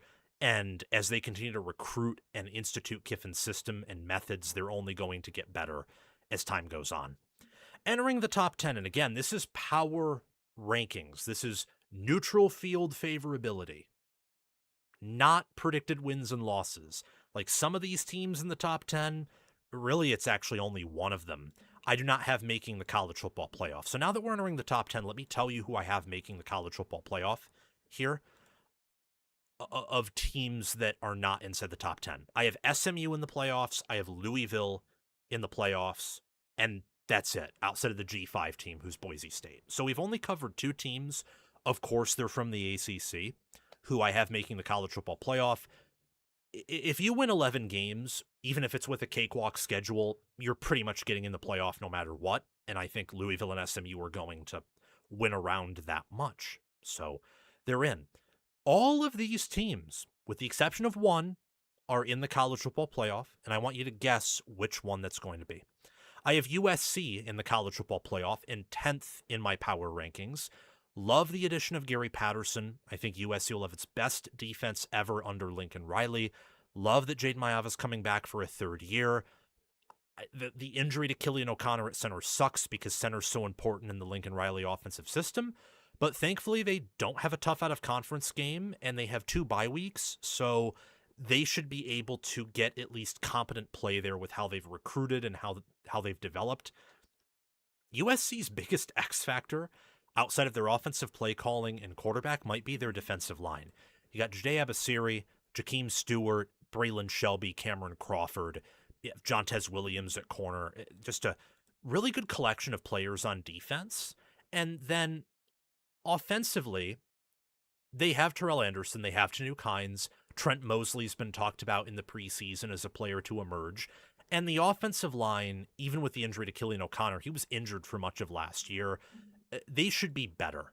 And Wayman Jordan and King Miller make up one of the best backfields in offensive backfields, running back rooms in the sport. I have USC making the college football playoff. Their schedule's tough, but with their power rating and the fact that I weigh certain positions more than others, not just for power ratings, but for matchups too, I think they have some of that figured out. I just don't have them rated ahead of these teams because out of the top 10, I believe they're the thinnest team in the top 10, and honestly by quite a bit. Michigan is the one team I do not have making the college football playoff here. I have them favored over USC due to depth, and I believe they will have the better defense and the better offensive line. And I don't think that Bryce Underwood's going to be bad like he was last year. However, despite all of those positive things I just said, and the fact that they have a wonderful coaching staff, a massive coaching staff upgrade, I have some concerns about them at, say, linebacker. And I don't think their receiver room is going to be awesome, and I believe that Underwood won't be generational. So you combine all of those things, and there are vulnerabilities that they have. I like Smith Snowden and Yair Hill as a corner duo. There's a world where that is the Big Ten's best corner duo. I like John Henry Daly transferring in. I like Andrew Marsh, love Andrew Marsh as a future NFL receiver. And they have the prototypical size and players in the offensive line, and quite possibly the Big Ten's best offensive line coach in Jim Harding. Savion Hyder also probably has, from a recruiting angle, the highest ceiling of any running back in the Big Ten, and Jordan Marshall nearly got 1,000 yards in the ground last year. So there's a lot from a power ratings angle to like about Michigan. You have a massive coaching staff upgrade at all positions. You have a deeper, more veteran team, still young, but better and deeper than they had last season. What holds me back from picking Michigan to go to the CFP is I do still have some questions about Underwood. I have some questions about run defense, which Jay Hill at BYU and last season Kyle Whittingham and Morgan Scaley even at Utah did not exactly have elite run defenses, and I don't know how good their personnel is at linebacker in particular. And their schedule's the toughest we've talked about so far, outside of maybe Ole Miss and Oklahoma. So I'm picking them to lose 4 games here. I actually have Michigan at 8-4, and I solidly have them at 8-4. My mind won't be changed on that until I see them play. Everyone else from here on out, I have making the college football playoff. Texas Tech at 8th. Think their defense will come close to reloading, and the offense will take a step forward. You have A.J. Holmes. You have Mateen Igbaragba, who will be their starting D tackles inside. They will provide a similar impact that Romello Height and David Bailey did at edge for them last year. Austin Romaine, Ben Roberts, Corey Platt make up a deep linebacker group. They have the best receiver group in the Big 12 by quite a mile. One of the top O-lines along with BYU's, possibly the top running back group. And Will Hammond came in against Utah in some other games and did pretty well. Schedule's easy, but that doesn't matter here. What matters is the players, and I think they have some of the best players in the land. This is quite possibly the most underrated team in college football from power ratings angle. I keep seeing people say, oh, well, they're not top 10, or, they don't have the appropriate players. And I just think that actually, guys, they do. They upgraded at every position offensively. And defensively, they upgraded at defensive back. Like, they're going to be as good as they were last year, maybe even better, particularly in big games due to the upgrades on offense and not being as one-dimensional. I do not think they'll have the same impact defensively or at any position they did on defense last year, but they'll be really damn good there regardless and much better offensively. Miami's at 7th. I switched them in Texas Tech because I think quarterback matters a lot, obviously, and I have to weigh that more than other positions, and Miami's much better at quarterback than Texas Tech is. If both teams had the same quarterback, though, I would power rank Texas Tech ahead of Miami, actually. I think Texas Tech has the better defense. I think as of right now, they have the more proven O-line, though it doesn't have the same ceiling. They're worse at receiver. They're worse at running back. They're much better at tight end. So I think overall, if they had the same QB, you give a slight nod to Tech there, but they don't. The quarterbacks they have aren't even really comparable to each other. So really what you have is Michigan and USC were in that tier of SMU on up. They were, and they weren't that head of the Florida on down tier, but just like they improved by a point or so. There's another tier jump here from Michigan to Texas Tech, I would say by about like a field goal. You have a jump there, so that's pretty significant in terms of a power ranking. So you have a pretty decent jump from Michigan to Texas Tech, and another, especially in terms of ceiling, because I have them power rated pretty similarly. But if you were to put all these teams in the college football playoff, Miami would be in another tier above Texas Tech due to QB play. So Miami at 7. I think they're going to regress at D-line, noticeably at offensive line.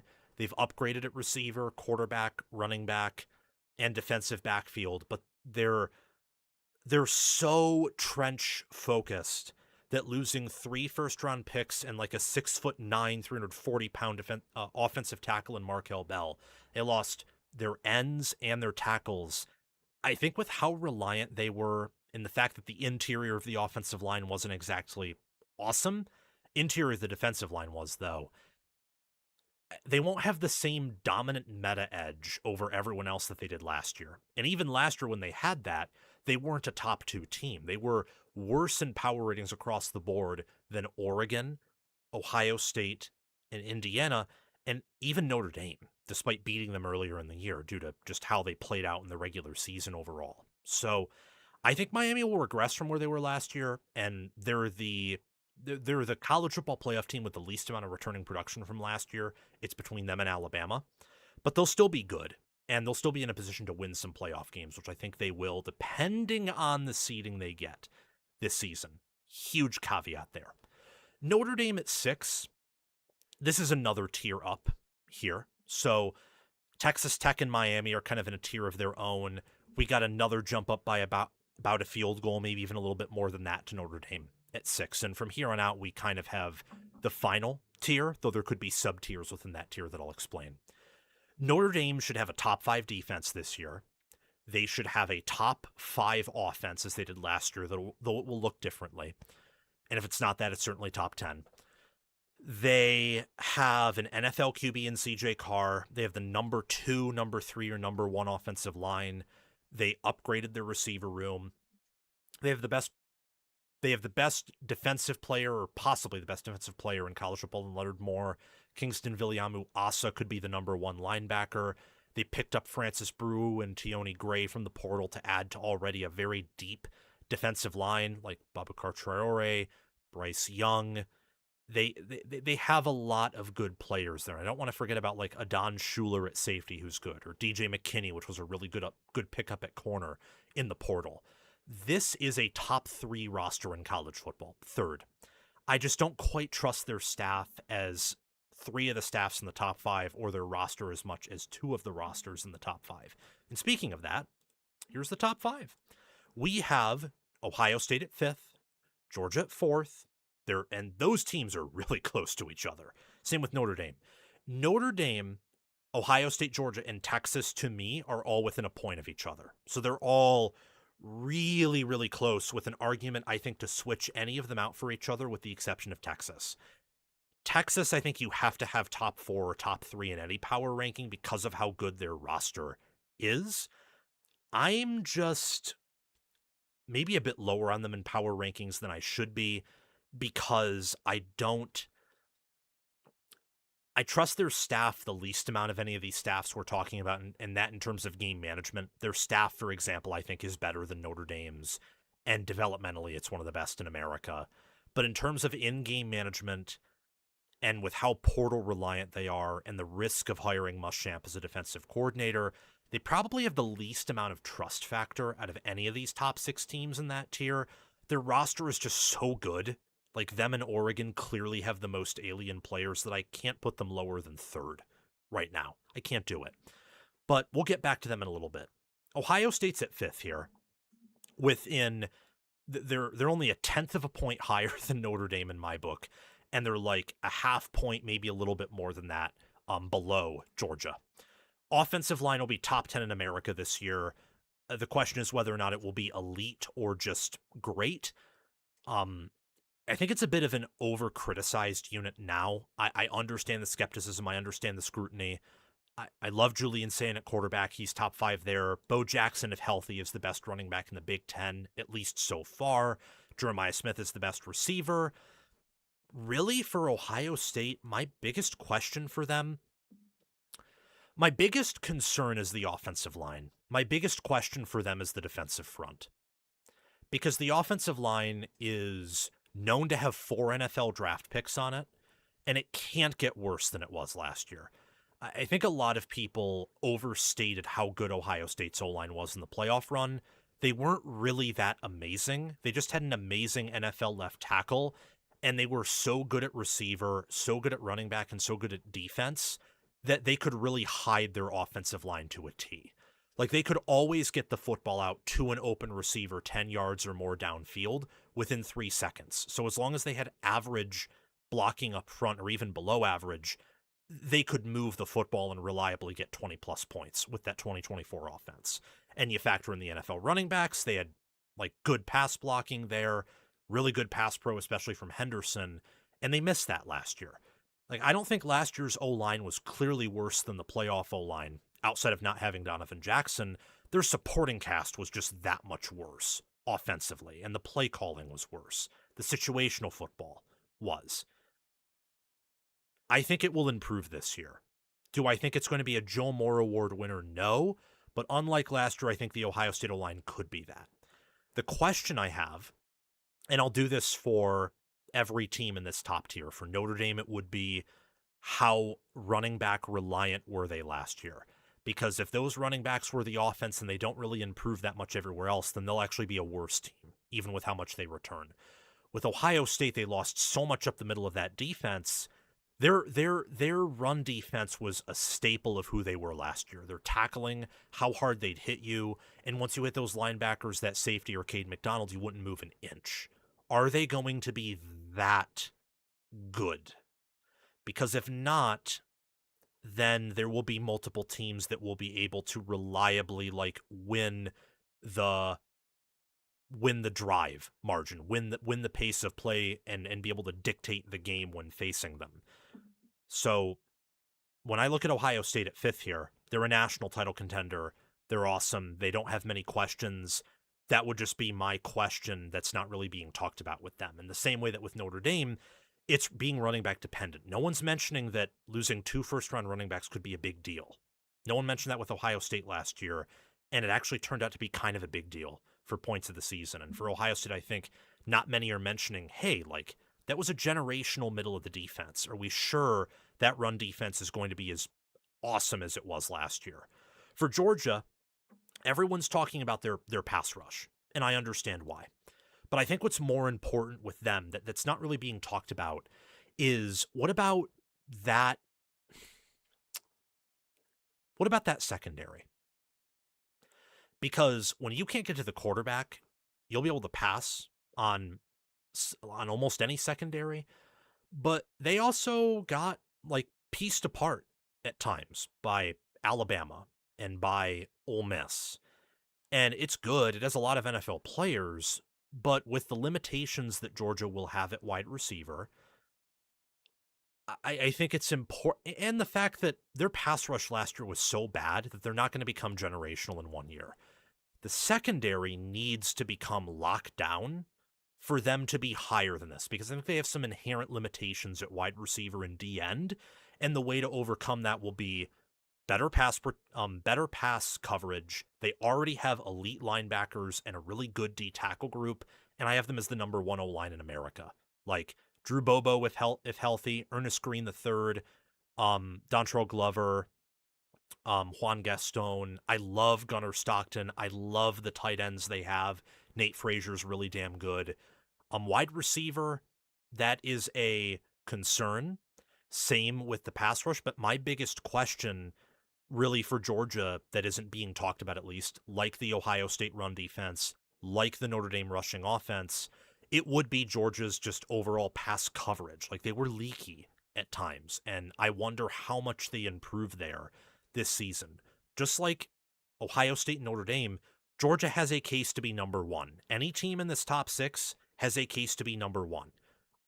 You can argue for it. I may not agree with you, but I will understand where you're coming from. Georgia, I raised ahead of Ohio State because of their returning production, and they're not as portal reliant, at least for this season. But the margins are so close. I mean, you're really arguing if one team has an additional playing card of thickness compared to the other. That's really what you're arguing for in this tier.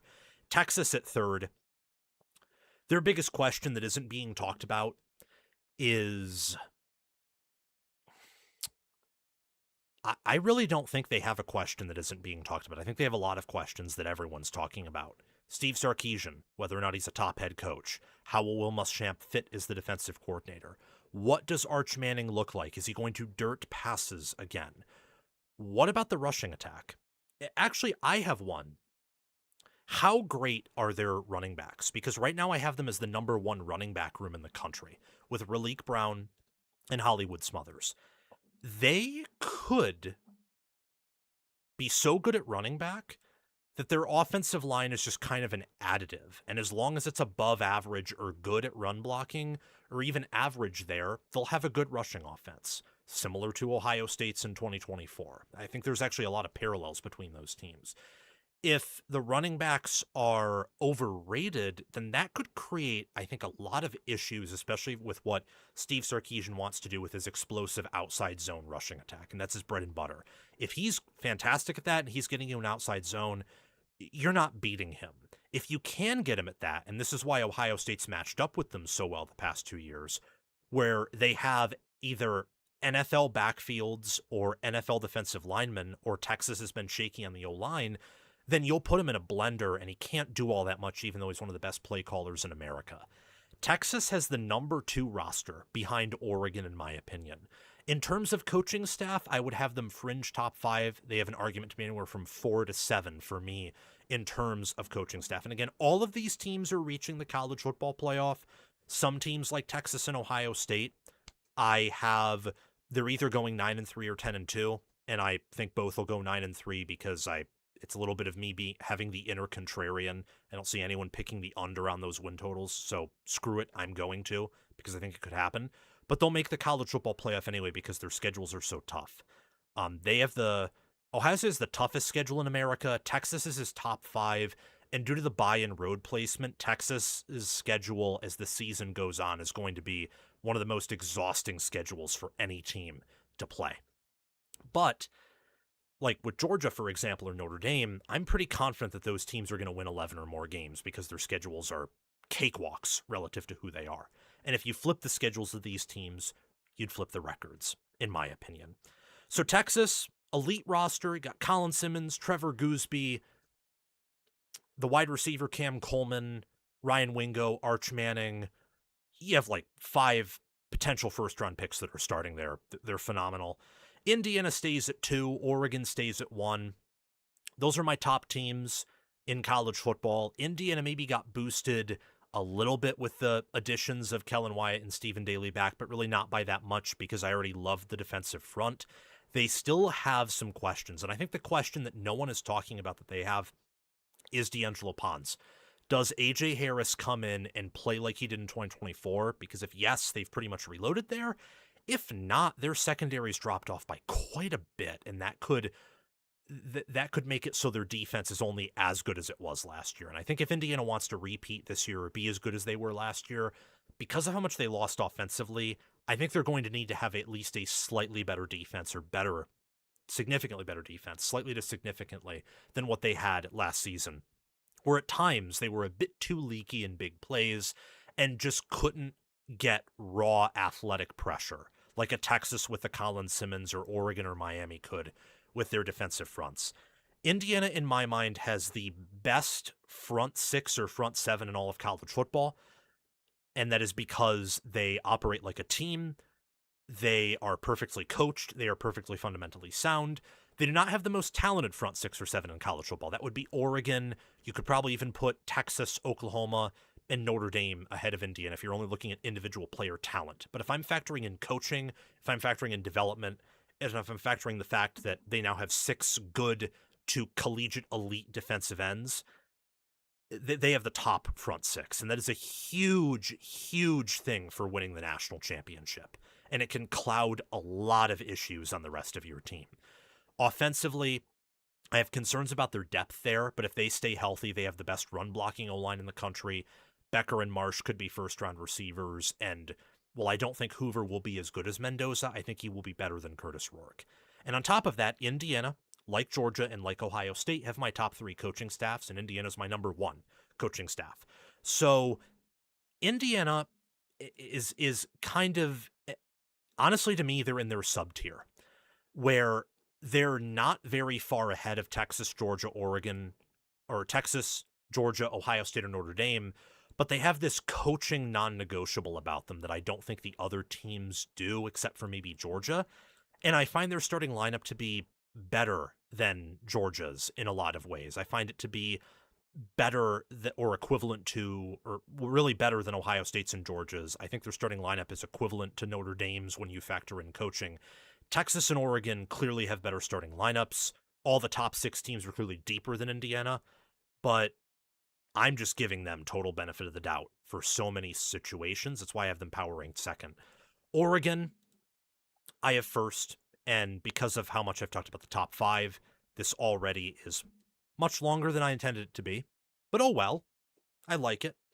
Oregon's at first because I believe that they have the best starting lineup, but also the deepest roster. So they are deeper than anyone on this list, except for maybe Georgia, in my opinion. And they have a more talented starting lineup than anyone on this list, except for maybe Texas. So you intersect those things, and they have a staff that is anywhere from 4 to 7, like Miami's, like Texas's, like Ohio State's, like Notre Dame's. Or not Ohio State's, because Ohio State's is top 3. That was a gaffe. Texas, Oregon, Miami, and Notre Dame have the staffs that follow IU, Georgia, and Ohio State. They're well below those staffs, but they're still really good. On top of that, Oregon has the most talented defensive line from an NFL angle. They have the most talented defense from an NFL angle.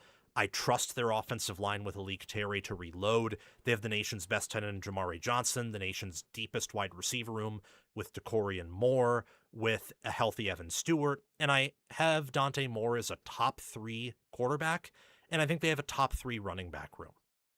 So when you have Mateo Iungale, Tatum Tuioti, Bear Alexander, Amari Washington, when you have like all day 2 or day 1 guys on the defensive line up front, and then you've recruited well everywhere else, you have a freak in DeCorian Moore at receiver, Jamari Johnson's a freak at tight end.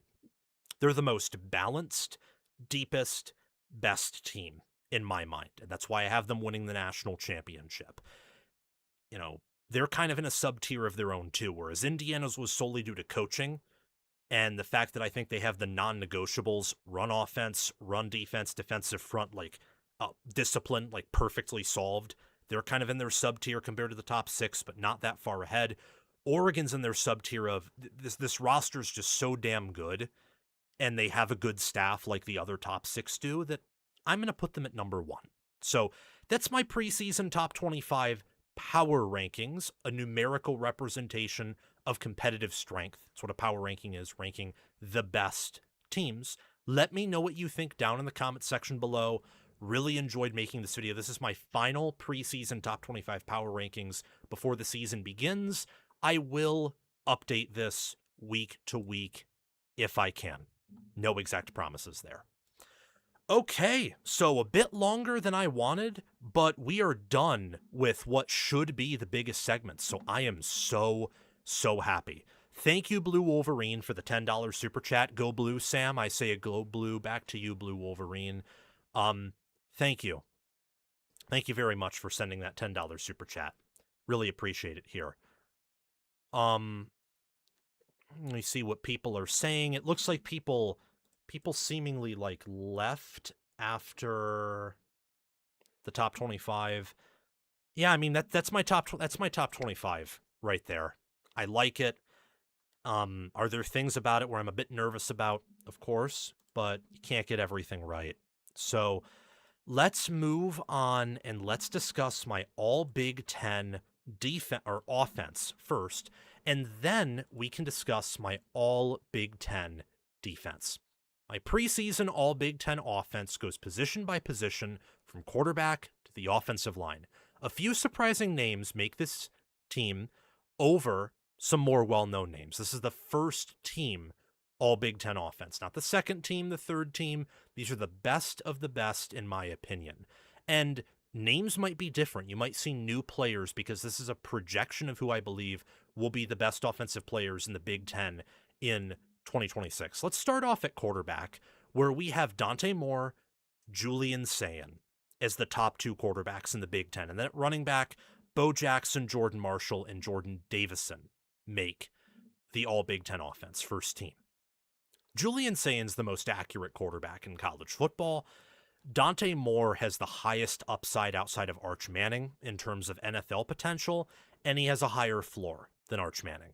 So both having over 30 passing touchdowns, both completing over 70% of their passes, having PFF grades above 90, QBRs in the top 15, and having over 3,500 passing yards, I'm not going to talk that much more about it. I think what's more interesting is to talk about whether or not Josh Hoover could supersede any of them, whether or not like a Jaden Maiava, Damon Williams, or even more daring a, say, Bryce Underwood could compete for any of these spots towards the end of the season. Also, what's intriguing to talk about is this is who I think is the best, not will put up the best numbers, and often the awards are given on branding or who put up the best numbers. It's just the truth about it. So I'm curious to see who might put up better numbers in the Big Ten than either of these two, and yet despite not being as good, takes the first team all Big Ten QB spot or the second team QB spot over one of these two. My all Big Ten All American lists are larger because with super conferences and talent leveling out, I think it's good to represent more great players. So I have two quarterbacks for every all Big Ten team I do, not just one. Dante Moore and Julian Sayin are top 5 quarterbacks nationally. They're accurate. They're poised. Sayin's more accurate. Dante Moore has more NFL traits like a bigger arm, and he's more mobile, better on the ground. Those are my top 2 Big Ten quarterbacks. If there is a quarterback who is going to surpass them, it will be Josh Hoover. I just trust IU's staff that much, and Hoover has a lot of upside to him. Bo Jackson at running back, Jordan Marshall, and Jordan Davison. Davison was in a distinct rotation last year with Noah Whittington and De'Aaron Hill, so that hurt his numbers, but I believe that he's one of the best in America. Bo Jackson, speaking of a team that literally calls one of its positions the best in America, Ohio State's DBs, he is 1,000 yards, over 700 yards after contact, which confirms that the O-line had issues last year, but also confirms that he's a damn good player with some power and some oomph. 6.1 yards per carry, 6 rushing touchdowns. If healthy, because he's coming off that shoulder injury, he could be a problem in Arthur Smith's offense. Jordan Marshall will be a problem in Jason Beck's offense, in that RPO system with the offensive line ahead of him. Michigan's problem wasn't running the football last year. Again, I believe Bo Jackson was better than Jordan Marshall, and yet Marshall had better stats in terms of touchdowns and yards per carry because his rushing offense supporting cast was actually quite a bit better, I would remark. So with a better staff and with Underwood taking a leap, with Hyder emerging, with Michigan's O-line improving, I do believe Michigan will have one of the best rushing attacks in the Big Ten or college football, and Marshall will benefit from that yet again and be one of the most productive in America. Davison, coming off of an injury. Sounds like he may have had another injury in fall camp, but it doesn't seem like it's going to be too major. When healthy, his power, his burst, there's a reason he had 15 rushing touchdowns last year, 6 yards per carry. He's going to have another humongous year because, look, him, along with Bo Jackson, they're jumping from true freshmen all the way to true sophomores. And often, with good staffs, you make a huge leap from year 1 to year 2. It's like doubling your time in the strength and conditioning room, doubling your time in the playbook. Those 3 running backs have an argument to be some of the best in college football as a whole. Looking at center and guard, we have Cade Piper and Iapani Lulolu as the top 2 centers, and by a very good margin. I'd be curious to see where Jake Guanera ends up on this list. Same with Bray Lynch, who's going to be Indiana's starting center.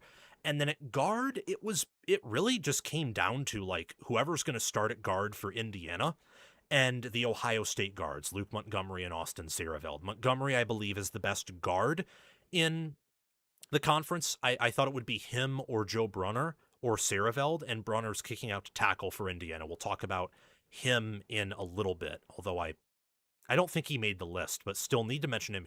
He would have been a first-team guard for sure on here, but Indiana kicked him out to tackle, which I think makes sense given what they had in the offensive line and how he fit in their system.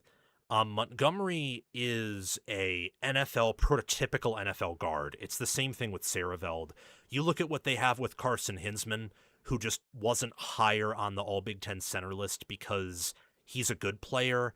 I just think there are, like, Cade Piper and Lulolu are just better. The Big Ten's pretty deep at center.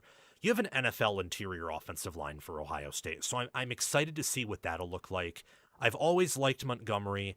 I've liked Sierreveld ever since last season. Just playing in a more natural position at guard, I think, will really benefit him. He technically allowed, I believe, 0 sacks last year, or maybe he allowed 1 or 2. Maybe that's an incorrect number. I know Montgomery technically allowed 3, Lulolu and Piper 1.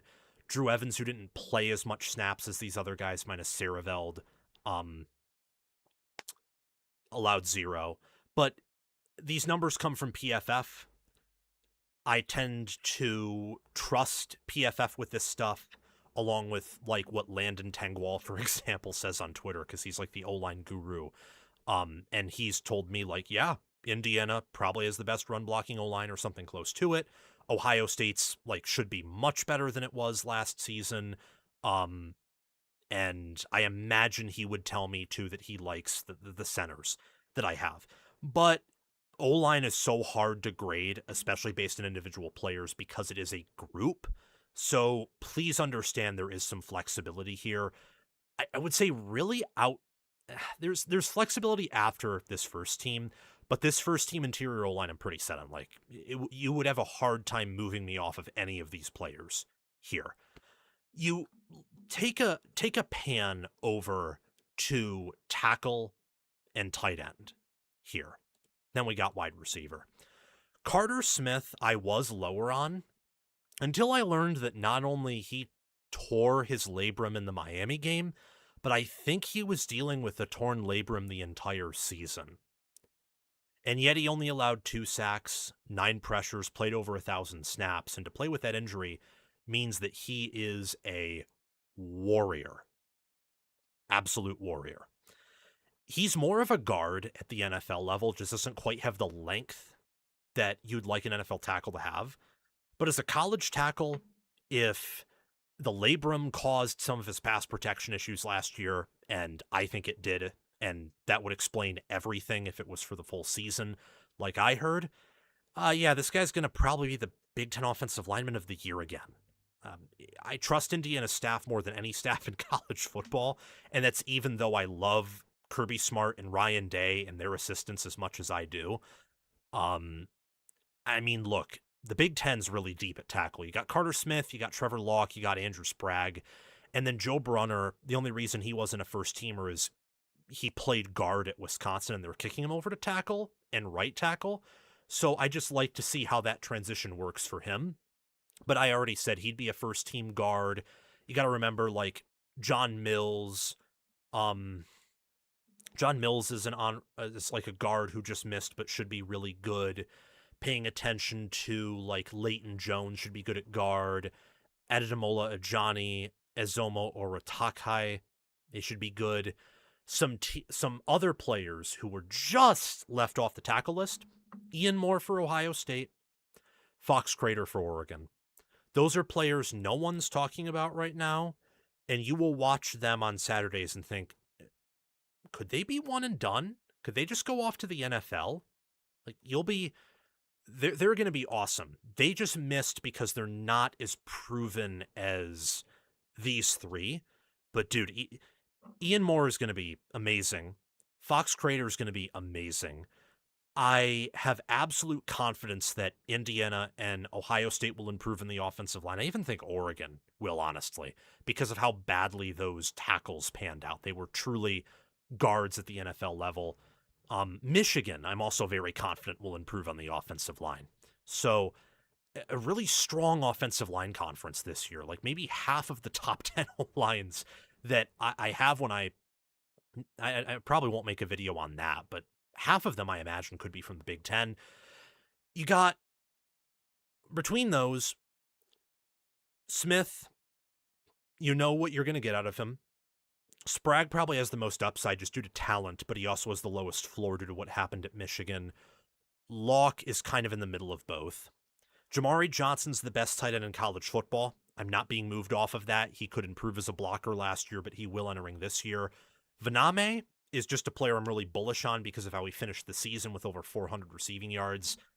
I think that he is going to be to them what TJ Hawkinson and Noah Fant were. I mean, he's going to be phenomenal. And again, Jamari Johnson, tight end one across college football. Oregon just has so many positions where they have an argument to be number one in the sport, and tight end is one of them. For wide receiver, you got Jeremiah Smith, obviously. And I keep seeing, or I used to, it's kind of calmed down now. Ooh, well, Malachi Toney is better than Jeremiah. Like, fly. Like, whoever's saying that, their spirit animal is a horsefly. Like, just please go away and bite someone else in the ankle. The third in Jeremiah in the national title game, the dominant performance against Oregon, where he was open no matter which way. The fact that Texas, their defensive coordinator with the headset down calling the plays, and Pete Kwiatkowski, him making sure that Jeremiah Smith is always covered and always has like multiple players on his side of the field to make sure that he gets locked up. The fact that, Smith strikes fear into every defense. The fact he beat D'Angelo Pons multiple times. Pons also held his own against Jeremiah Smith in the red zone, which makes sense because as the field compresses, that height advantage and that speed advantage and that talent edge just isn't going to quite matter as much. But Smith still won that battle, or at least to the biggest Pons defender, he at least pushed with Pons, which shows how good Pons is. Also shows how good Jeremiah Smith is. 1,243 yards, 12 receiving touchdowns. Guys, he's the best player in college football. He is. So he's wide receiver 1. Charlie Becker, though, wide receiver 2 for me. And then Decorian Moore would be 3, Duff 4, Marsh 5. I didn't order, or at least give a distinct order for the other groups, because I think running back and O-line is just so fluid and depends so much on the situation. Quarterback, I did give an order. I think like Dante Moore I have ahead of Sayin, but Sayin I have at number 2. And then tight end I gave an order too. Receiver, Smith is clearly in his own tier. Becker, though, like the contested catches he made, where Miami's DBs are grabbing him, they're interfering with him, catches them anyway. Back shoulder. He made Brandon Finney look silly. Made Brandon Finney look absolutely silly. And he also made Zabian Brown, or whatever Alabama DB was put on him, he made them look silly. So when you're averaging nearly 20 yards per reception, and you're doing it sustainably against Oregon's defense, Ohio State's defense, Alabama's defense, Miami's defense. You're a proven product even though you only played for half the year. He is going to be a first-round pick after this season. I don't know if he'll declare or not. Probably will, based on my projections for him. I think he'll double his yards, double his touchdowns. He's a top 5 receiver in college football. The only 2 receivers at this point I would take over him are Jeremiah Smith and Cam Coleman. I wouldn't take anyone else over him.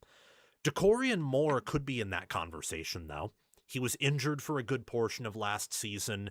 3 touchdowns, 497 receiving yards. He wasn't what Jeremiah Smith was as a true freshman, but no one except for maybe Julio Jones can even claim that. He did really well for a true freshman receiver, immediately being Oregon's wide receiver 1. With Evan Stewart back, with Jeremiah McClellan back, with some really talented youngsters there, Iverson Hooks transferring in, he probably won't dominate the stat list, but my goodness, he's a first-round pick. Twitch, speed, hands, has it all. First team All Big Ten receiver. KJ Duff is 6'5" and had 1,000 receiving yards and 7 touchdowns at Rutgers. He's a first-round pick. I mean, the Big Ten guys this year, this is maybe the deepest the Big Ten has ever been in eons. I don't know if they'll field a national champion this year, or if they do, I don't know if that national champion will be favored over 2024 Ohio State or 2023 Michigan, or if they would beat 2025 Indiana. But, I mean, my goodness, this conference is just so deep. And then after KJ Duff, who I really love, the hands, the athleticism, the length, I have Nick Marsh, who, much like Charlie Becker, has a knack for getting open and has a knack for contested catches. Becker is faster. Becker might even be the fastest receiver on this list.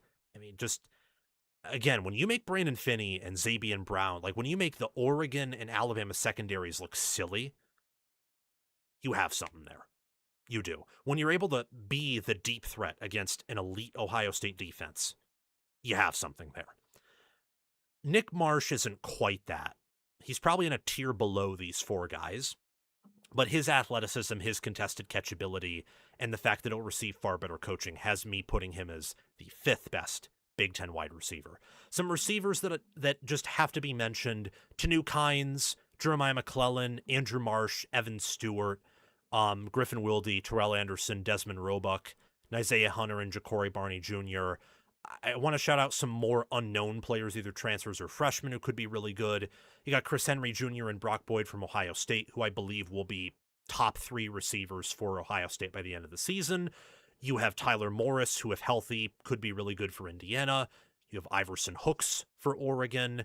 You have Trent Mosley for USC. You have Quasi Gilmer for Nebraska. I mean, Kyle Parker for Ohio State. Just, the Big Ten's deep, and I think this preseason All Big Ten offense team really shows the depth of this conference, how good it is, particularly on the offensive side of the football. If I had to rank the depth and quality of these positions, I'd probably go with wide receiver, QB, though it's very close. Got a little bit of a drop-off to tackle, running back, center, and I think the Big Ten's probably the weakest in terms of overall depth and quality of play at guard. But they're still very strong there. They have one of the best guard leagues out of the Power 4. That's my All Big Ten offense. Let me know what you think down in the comment section below. For the All Big Ten defense, now, little bit different, but similar philosophy. My preseason All Big Ten 2026 defense recognizes who I project to be the best players this fall, from the defensive line to linebacker to secondary, and we're separating out some of those positions into subgroups as well. I will mention some players who are left off the list because the Big Ten is just so stacked on defense. I think even more so than they are stacked on the offensive side of the football. Starting with interior D-line, you typically have 2 of these guys. I have 4 because conferences, again, are huge. Players deserve more recognition than they get for national awards. To hint this to all of you guys, this is going to be the Indiana and Oregon show for defense. It is, especially up front, because those are my top 2 fronts in all of college football. For D-tackle, got Mari Washington, Tyreek Tucker, Bear Alexander, and Mario Landino. The second team, third team, fourth team, and yes, I have that many teams, is made up of an Oregon, an Indiana backup, and then pretty much Ohio State, Michigan, and USC players, and a Washington player in Alinius Davis. So don't get me wrong. I think Ohio State is going to be really good at D tackle.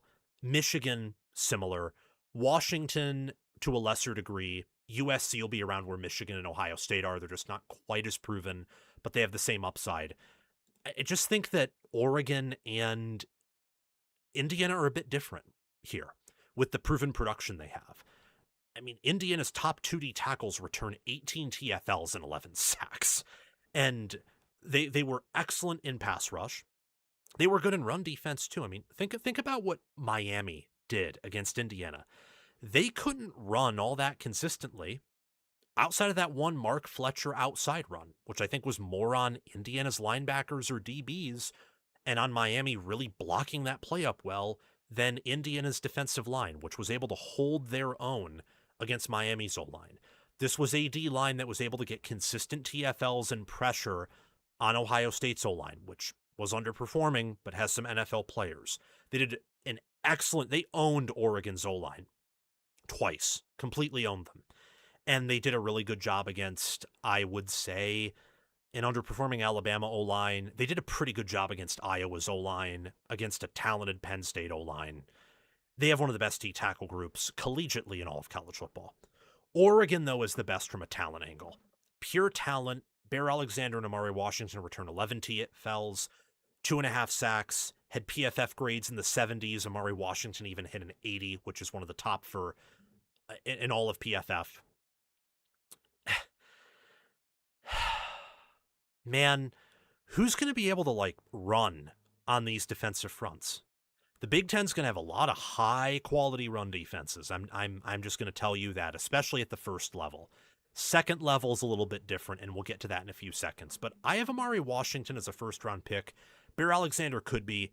The Indiana guys really don't have the potential to be first-round picks, but Landino could be a day 3 or maybe even day 2 pick, and I think Tucker after this year will be at least a second or third round selection. They have talent there, and for Indiana, their backup, watch out for Joe Yelly. Watch out for DeAndre Robinson and Aiden Breland and even Matthew Johnson at defensive tackle for Oregon. For Ohio State, again, as I mentioned, James Smith, John Walker, Edric Houston. For Michigan, Eno Etta and Trey Pierce. For USC, Jakeem Stewart and Judea Basiri. Just some names. Jamion Winfield, too, young freshman who might get in the lineup. Just some names that I thought should be mentioned because D-tackle is stacked in the Big Ten. Defensive end, I had to make a last-minute change here. So for one of the spots, I was debating, okay, Kenyatta Jackson Jr. or Tobi Osunsanmi or Nasir Wyatt. I'm like, Jackson's the most proven, but Indiana has a knack for getting the most out of their DNs. And Nasir Wyatt has the highest ceiling out of those three, but is also by far the least proven. And I was going to come down to ultimately one of them. And then Stephen Daly comes back. And I think if Stephen Daly is healthy, his college impact is so much that I would have to put him on the first team. So I did. You got Mateo Uyunglele, Tatum Tuioti, John Henry Daly, and Stephen Daly. And again, these are who I think the best collegiate players will be. There will be guys who supersede these edges because they get more stats, but I think these will be the best. Uyunglele and Tuioti returned 15.5 sacks and 25.5 TFLs. And they combine, I think, for around 70 or 80 pressures between them. That's the best edge duo in college football, as far as I'm concerned, especially in terms of NFL upside and pass rush. There are some others who could compete. I mean, if someone for Texas breaks out and you pair them with Colin Simmons, for sure. But I didn't blink when thinking of who my top 2 defensive ends in the Big Ten would be. John Henry Daly all the way on down to Kenyatta Jackson Jr., so that's 5 players, are kind of the same in my mind. They're a bit different, though. Henry Daly is an awesome pass rusher and havoc player. I'm curious to see how he'll do in the Big Ten against better offensive lines. Daly went undrafted in part because of his injury, but also he doesn't have like the prototypical length compared to any of these players. But he's so strong and impactful that from a college angle, he's amazing.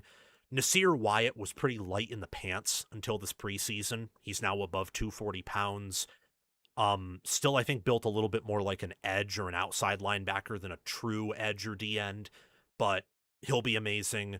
Osun Sanmi, built like a D end, just doesn't quite have the production of Kenyatta Jackson or any of these other players that we've discussed, but he's also in a much better supporting cast. Daly with 19 tackles for loss, 5.5 sacks, and those games that he put on against Ohio State in the Big Ten championship game, where he was probably the single best defensive player there, and what he became as the season went on. If he's healthy, then, I mean, what a win for Indiana to get that 5th year of eligibility for the 2022 class and take advantage of it. Outside of those players I mentioned, like Anthony Smith, Sahir West, Michael Kilbane, Zahir Mathis before his unfortunate injury, Chidobe Izor, like those are some players that missed that should be mentioned. Linebacker, we got Wisconsin and Indiana, who I think have the best linebacker duo. If you include linebacker rooms, Ohio State's really deep there. I also think Washington is deep. I think Nebraska's deep. I think Oregon's pretty deep. So the conversation becomes a bit murkier. Love Elijah Hardy, 15 TFLs, most athletic linebacker for Indiana. Last year he comes back, over 100 total tackles, 8 sacks. Mason Posa, 4 sacks, 58 tackles, played as a true freshman, is going to be even better this year. Isaiah Jones came out of nowhere, 7 sacks, 15.5 TFLs. Expect him to take like more of a consistent role this year, since Aiden Fisher departed for the NFL and got drafted in the 7th round by the Texans. And then it came down to a lot of players, and I picked Tony Rojas over Jerry Mixon and Peyton Pierce because of what Rojas was turning into last year before he got injured. He was going to be, for Penn State and Jim Knowles' defense last year, what like Cody Simon turned into at Ohio State, where he wasn't as NFL-esque as Arvell Racer Sonny Styles, didn't have the upside, but he was their most impactful linebacker in that playoff run. And that's who Rojas was turning into, with even more upside. Like, I think he's better than Cody Simon, or at least at his peak was. But then he got hurt. I'd imagine healthy that he's going to be one of the best linebackers in the sport. Through only 4 games, he had 4.5 TFLs, 2 sacks, PFF grade in the 70s, was their best defensive player, I believe, against Oregon. And then he got hurt. James Franklin lost the locker room. The whole team quit. And I looked like an idiot because I picked Penn State to win it all, and I shouldn't have, because James Franklin was their coach. And that's that. But outside of those 4, because I think that linebacker, there's a stronger argument than at D tackle or edge for me to be wrong here. Look at Jerry Mixon and Devin Jackson for Oregon, Peyton Pierce, Christian Allegro, maybe Riley Pettyjohn or Quay Russa, who I think is built more like a linebacker than a D-end, despite playing D-end edge at Alabama. Like, look for those linebacker groups. They're well recruited, they're well coached, especially Ohio State's with James Laurinaitis. They're deep. Look at Nebraska's with Vincent Shavers Jr., Owen Chambliss, and Dexter Foster. They're all very big, athletic, appropriately sized. A step below Ohio State's, Oregon's, Wisconsin's, and Indiana's, and Penn State's too, but up there. And then for Penn State, Caleb Bacon's really good. For Wisconsin, pay attention to Cooper Catalano and Maverick Baranowski, Minnesota, Jane Montgomery at Iowa. Lot of surefire tacklers here. Corner. So corner, I made a last-minute change. I'm not going to tell you what the change is, because now that I think about that change, I'm like, oh, hell yeah, this guy is one of the top corners in America. I'm not moving off of this. These will be the top 4 corners in the Big Ten, and there's no way I'm wrong about this. Unless, like, Iowa or Michigan with Yair Hill take a, like, decent step up. Iowa probably is the most proven corner duo here in Deshaun Lee and Zach Lutmer, but Devin Sanchez is a future first-round pick. Brandon Finney Jr. is a future first-round pick, and my goodness, I am a AJ Harris fan. So with the appropriate system, he'll be a first-round pick, and Jamari Sharp's really damn good. So these are your best Big Ten corners. I think, unlike D-line, where I think D tackle and DN, I think there's a clear hierarchy. Linebacker, corner, and safety, the waters are murkier. Devin Sanchez didn't start all that much. He could be the Big Ten's best corner immediately. Just boom. Immediate number one corner in the Big Ten. Best Ohio State corner since like Jeff Okudah in 2019. Could be that. AJ Harris, if he plays at the caliber he did at Penn State in 2024 with this staff, also could be Big Ten's number one corner. Had a down year last year, but when Penn State did what they did and James Franklin exists, I don't know if I can blame any single player for that. Like, Aller right now is balling with the Steelers in practice and in the preseason games, and they loved him the minute they drafted him. They just had to uninstall. This is like an actual quote. They uninstalled everything Penn State taught him. I think that like a lot of the Penn State transfers and NFL players from that team are going to do really well at their future destinations. Jamari Sharp had the game-sealing interception against Miami last year. PFF grade in the 80s. 5 passes defended, 49 total tackles. Wasn't as good as Pons, but still very good in his own right.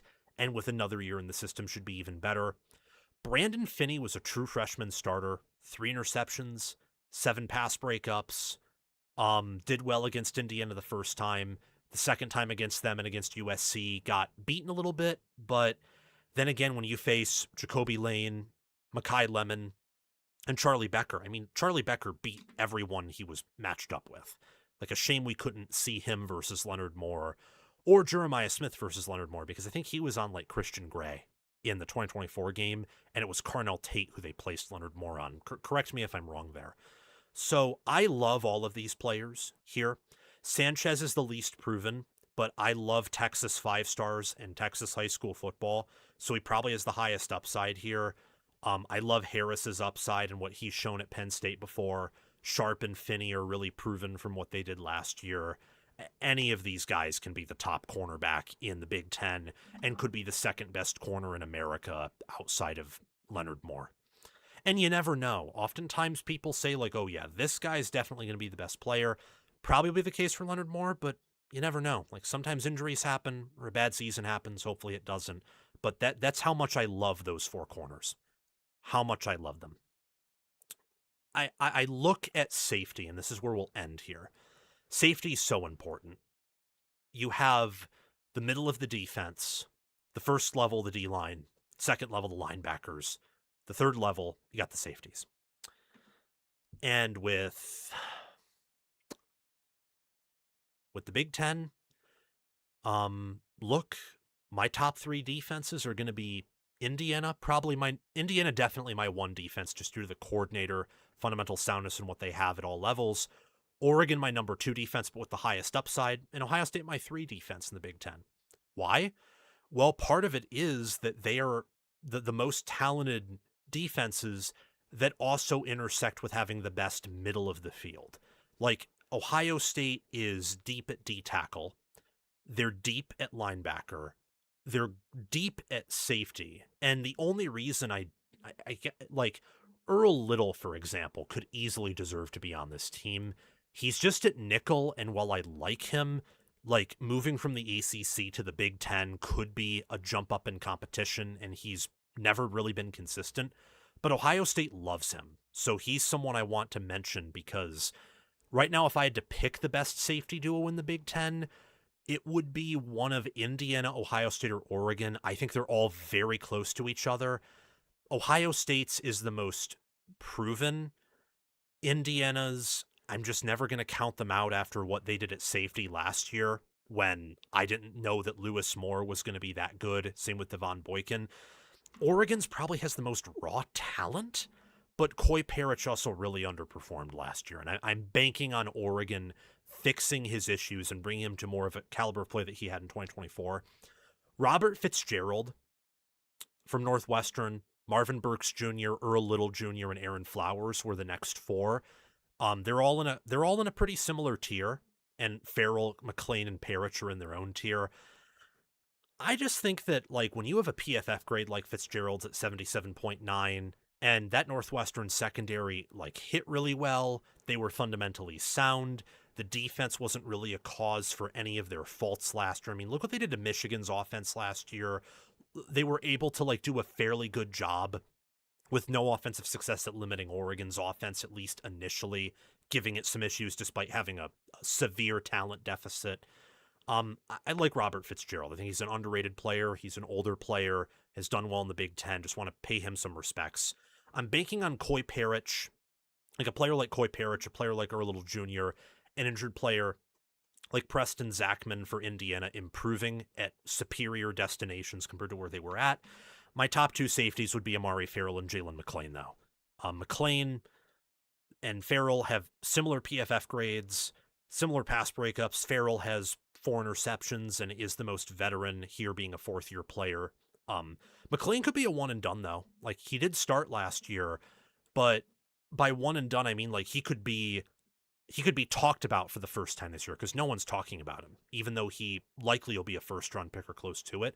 And he could just be a first-round pick in the NFL after only 1 year of people recognizing him. That's how good he is.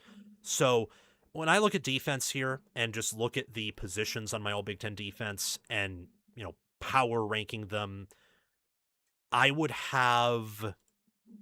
How do I think about this? I would probably put it at defensive tackle 1, defensive tackle or D-end 1. I can't intuitively... I'm going to go with D-end 1. I'm going to go with D-end 1, in part because of what IU brought back, and that adds onto the depth of the whole league. And I think that Ohio State's best defensive lineman is an edge. Michigan's best defensive lineman will be an edge. IU's will be a tie between Daly and Tucker, and Oregon's will be a tie between one of their two ends or Washington. Slight D-end, then D-tackle, then I would definitely go with corner. All 3 of those are sandwiched. Decent drop-off, and I think you got safety, and then another decent drop-off, and you have linebacker. That's how I would categorize each of those positions.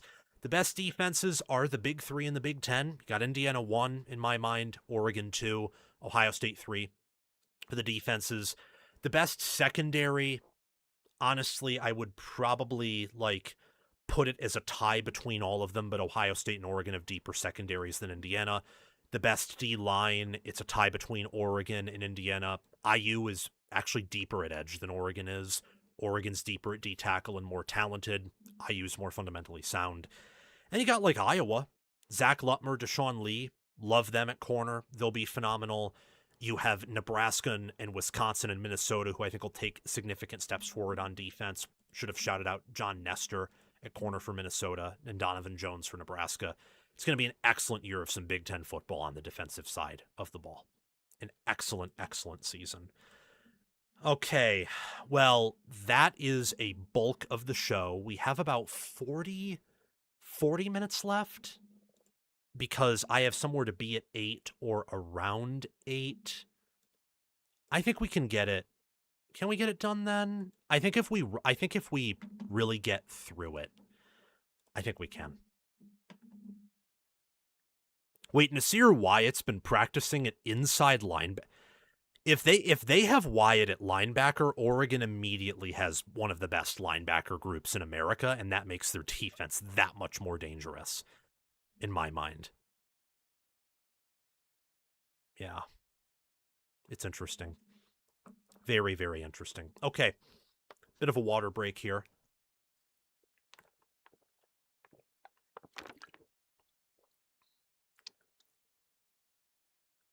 Gotta lick my lips. Because I just do. Okay. Let's try to get through this now, talking about some questions that will define Indiana's 2026 season. What are Indiana's biggest questions? Or rather, what are Indiana football's biggest questions entering 2026?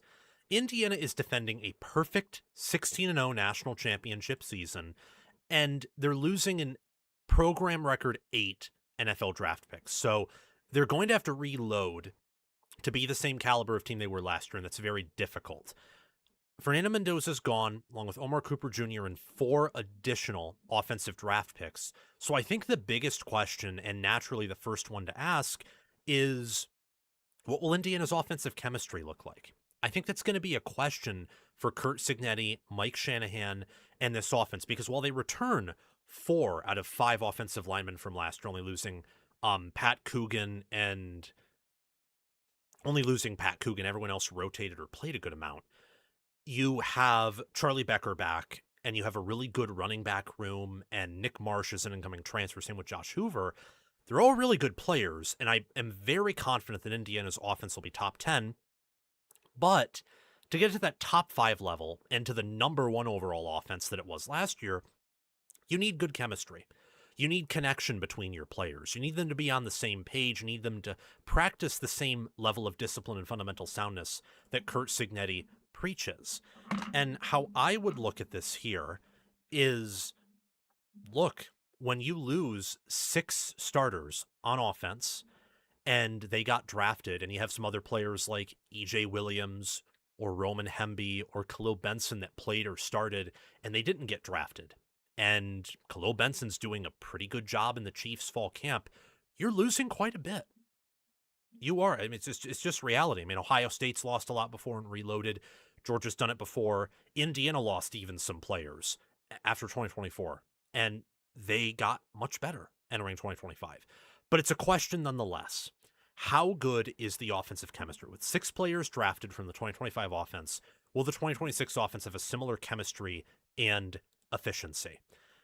I mean, just the numbers really speak for themselves, guys. They were 3rd in points per game, scoring 39.5. They were 4th in points per play, averaging 0.581. And let me tell you, with how many big games they played in, more than Notre Dame, more than Vanderbilt, more than anyone in college football, best offense last year. Top 10 in yards per pass, 22nd in yards per carry. And when you factor in rushing success rate and who they faced, they had a top 5 rushing offense in the sport last year. 3rd in turnovers per game. Their biggest weakness was quarterback sack percentage at 6.2%. They were 81st. I think they'll be top 50 at least this year, if not top 25. I do expect the O-line to make pretty large strides. In fact, if they're healthy, though that is a big if with the thin depth they have. But when you have a new center, a new tight end, 2 new starting receivers, new running backs, and a new QB, there's a lot chemistry-wise that can be lost in the weeds or that, not even because the staff's fault, just the players may not mesh. So that's something to keep in mind there. And again, EPA per play, Indiana was 1st last year in EPA per play offensively. They were 5th in success rate, 5th in points per drive. And again, when factoring in who they played, that offense was so damn good. I mean, it was amazing that Ohio State held them to 13 points. And it was amazing that Miami held them to really 20 offensive points. They had their flaws for sure. If you gave them the Georgia offensive lines that won it all, they may have hung high 20s or for Miami even 30s on those defenses. But with how efficient they were and the fact that they had the it plays, that made them the number 1 offense. That's a question there. And that extends into quarterback play. Is Josh Hoover a downgrade from Fernando Mendoza? And if he is, how much of it is due to inaccuracy and turnovers? Because those are things that on paper, fundamental soundness should fix. From an upside angle, I think Mendoza's more of a prototypical NFL quarterback than Hoover. Taller, bigger, has done more with his legs, also fits the college QB meta better than Hoover does. But Hoover's talented. Hoover has a good arm. Hoover knows how to read defenses and is going to have a much better supporting cast and improve as a player at Indiana. But how much of a downgrade is he, if he is? And since I think he is, and I think a lot of people do, how much is due to turning over the football or being inaccurate? Last season, Hoover was 9th in passing touchdowns, but he threw 13 interceptions. He was 16th in total passing yards and 20th in yards per pass, but only 38th in completion percentage, completing 65.9% of his passes. And therefore, he was 28th in QBR and 33rd in passer rating, 24th in PFF's quarterback grade. So It's a question. I think this Indiana team is a higher ceiling and floor than last year's team. And I would say that, like, from an overall angle, just because they're getting more talented and because of how much future NFL players they brought back and what they brought back on the lines of scrimmage. But in big games in particular, Hoover's previous antics will dramatically lower their floor if they're not taken care of. Because Mendoza didn't turn it over in big games.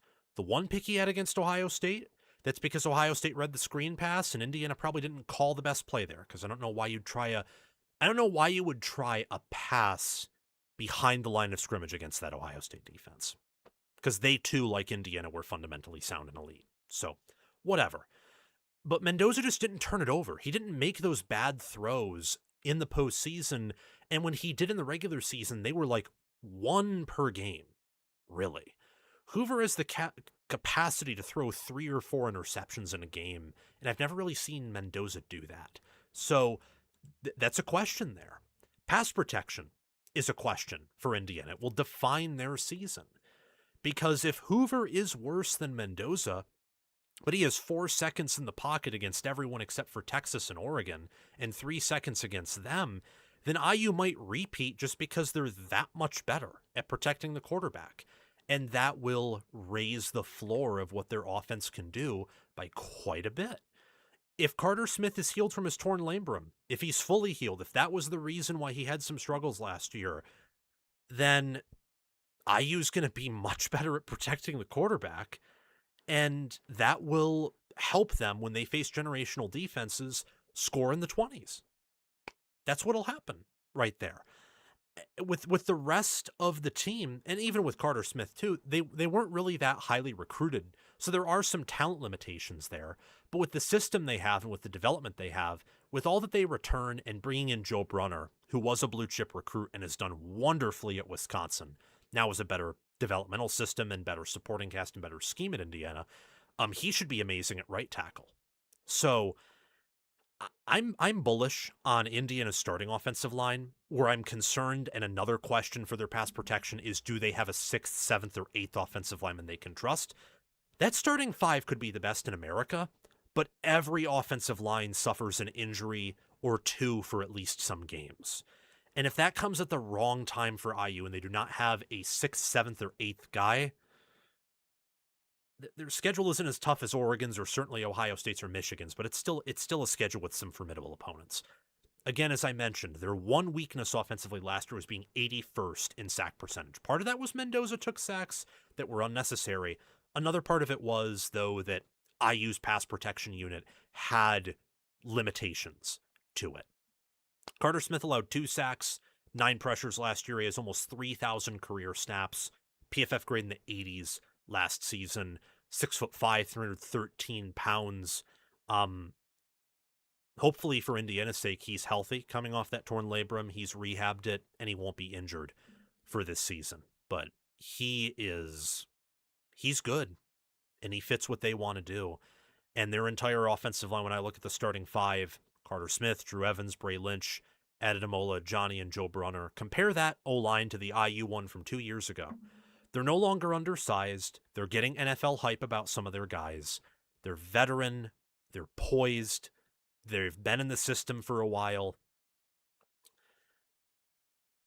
I look at this unit and I think I have no questions about them being able to run block. And that's helped also by the RPO scheme they have. But they're also like really damn good at that independently. What about pass protection? If they can stay healthy there and they're elite in pass pro too, holy goodness. This team is better than last year's team. If other things like the quarterback situation completely hit. It would take a lot for this year's team to be better than last year's team, especially in terms of achievement, because of how hard that 16-0 national title season was. From a power ratings angle, it might actually be easier than some people think for this team to be power rated over last year's team. But anyway, that's a topic for another day. I'm excited to see what this unit can do. On defense, so this is the one part of Indiana that I'm expecting improvement from, is the defense. The offense, as you could probably tell from my questions, I think will regress, and I think it will. I think they're worse at QB. I think that they are worse at tight end. They're dramatically worse at tight end, and that was a huge part of their game last year, at least from what I can gather. Like, I like Brock Schott. I think that he's going to be a good player, but Nowakowski was quietly an elite blocker and also a great pass catcher. So if Schott's just good, which I think that's the best benefit that I can give him right now, that's still a huge drop-off. Quarterback could be a huge drop-off. I think it will at least be moderate. And at receiver, for now, they're not as deep as they were last year, though I think their upside is higher. So I think the offense will regress. The defense, though, should improve, particularly up front. And since they're more athletic, they should do a better job of stopping big plays, and particularly do an even better job at stopping the run, where I would say they, Texas Tech, Ohio State, and Oklahoma had the top rushing defenses last season. Just phenomenal stuff. Returning 2 linebackers, returning now, depending on the starting lineup on defense you used, like 4 players in the D-line who started at one point last year. 2 starting linebackers, because they had really like 3 of them, and then 2 starters in the secondary. I mean, they're bringing back so much, including their entire defensive staff, because offensively, they did have a change. Chandler Whitmer went back to the NFL, and Tino Sunseri came back after a failed stint at UCLA. So the defense is more continuity. I think right now, last year, the offense was much more talented than the defense, but the defense didn't have the same limitations in terms of, like, they didn't have a weakness that the offense did, like the offense had pass pro. This defense is more talented. It's deeper. The offense to me reads like it's as thin, if not thinner, than last year's. It has higher upside on O-line, receiver, and running back, but there's just more risk on that side than last year. The defense, to me, can rotate a lot more, can be fresher. They have 6 proven DNs there. How much will the unit improve? And can they be generational from a college angle up front? From an NFL angle, they just don't have the recruiting yet, the star talent to be generational. But can they be from a performance angle? Because Texas Tech last year was, or very close to it, and they didn't have blue chip players, or at least not many of them. I imagine Indiana could do something similar to that. Will they? We'll see. But what happens if their defensive front is like Texas Tech's last year, but more fundamentally sound? Then they're going to be in every game, even if their offense is much worse. They were 3rd in points per game allowed last year, 3rd in points per play allowed last year, allowing 0.210. They were top 10 in 3rd down conversion percentage, 2nd in red zone touchdown scoring percentage, 7th in turnovers per game. Bryant Haynes is one of the best defensive coordinators in college football, and he's an elite position coach. Their position coaches everywhere are phenomenal. And that defense, look, when Ohio State clamped down the offense for especially that first half, Indiana's defense held them in there. Indiana's defensive players, like Michael Kamara, made a key block on special teams and intercepted Beck at the end of the game, and they completely obliterated Oregon's offense, which I would say was probably the 2nd best in the Big Ten behind Indiana's. They obliterated Oregon's offense twice. So that defense is probably going to get better this year. That's how impressed I am with it. I mean, really phenomenal stuff. The only weakness they had last year was talent. Texas Tech and Ohio State were significantly more talented on defense than they were, but IU's fundamental soundness and emphasis on stopping the run and getting like 1 to 2 or 3 or 4, occasionally even a 5-yard TFL, that really helped them compete with those other defenses that had more talent. The final question is corner play. So out of all the positions on defense, linebacker should be about the same, could even be better. Defensive line should be significantly better, actually, than it was last year. Corner has the most variance. Corner could drop off a cliff based on who they brought in and who they have, and losing Pons. Corner could also reload because A.J. Harris was phenomenal at Penn State before last year. So how do they replace Pons? Does Jamari Sharp improve? Can A.J. Harris replicate his 2024 cornerback play? Sharp was sharp last year, pun intended. 1 interception, 5 pass breakups, 83.4 PFF grade, stands at 6'1", 181 pounds, is fast. was a 3-star out of high school. I think he's going to have a big year because Pons was the corner one. Sharp now is the opportunity to be corner one for Indiana. A.J. Harris, to me, is the more intriguing player because he wasn't good last year. I mean, he was decent in run defense last year, but that was it. The year before, he was playing at an All-American level at Penn State with Tom Allen's defense and that 2024 defense. So I'm high on A.J. Harris. I'm pretty much high on anyone Indiana accepts as a transfer, with some rare exceptions, of course, because not every staff is perfect. A.J. Harris is a player that I really like for Indiana this fall. I expect him to rebound, and honestly, I expect him to be a first-round pick in the upcoming NFL draft this year at corner. And if not, because Leonard Moore exists, O.J. Frederick exists, some Alabama DBs exist, like this corner room is stacked, he'll be a day 2 pick that in other seasons would have been a day 1 pick. Really, really, really high on A.J. Harris this year. And really Indiana's defense overall. But the question for the defense is, how do they replace Pons at corner? Because a player like him just doesn't grow on a tree.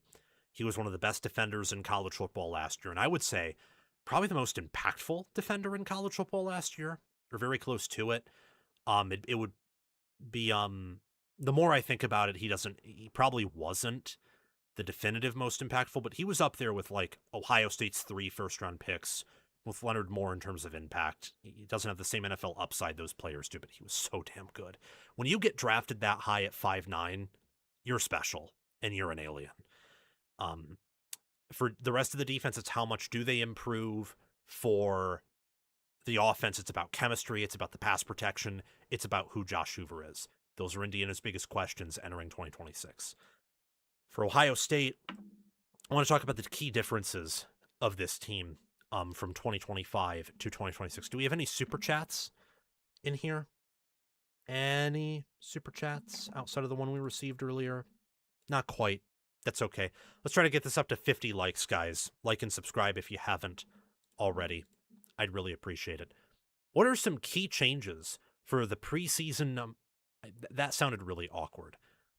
What are some key differences between the 2025 Ohio State Buckeyes and the 2026 football team that is preseason number 1? They might return 8 starters on offense, including Jeremiah Smith and Julian Sayin, but this offense will be different from last season's, with Arthur Smith coming in to be the offensive coordinator. And defensively, Ohio State football is in year 2 of Matt Patricia's system, and that's going to mean some changes too, because Patricia ran a lot of 4-2-5 last year. His preferred defense is 4-3 or 3-4. And the more I look at Ohio State, the more I think they could probably operate out of that formation more due to the changes in personnel. Brian Hartline leaves the program as the wide receivers coach. Cortez Hankton comes in. Arthur Smith being the new play caller. Patricia being in his second year as the defensive play caller. This 2026 team has a lot of differences from the 2025 team in many different ways. So let's talk about that.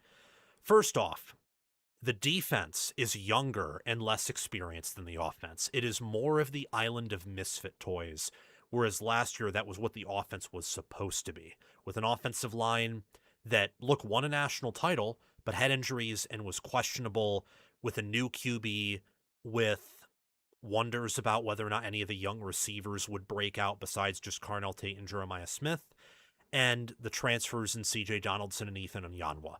The defense had a lot of newness to it, but they were players that were multiple years in the system. They had Sonny Styles as a first-round pick coming back, Caleb Downs too. I was very high on Orville Reese last year, so I expected him to be really good. The D-line was just new.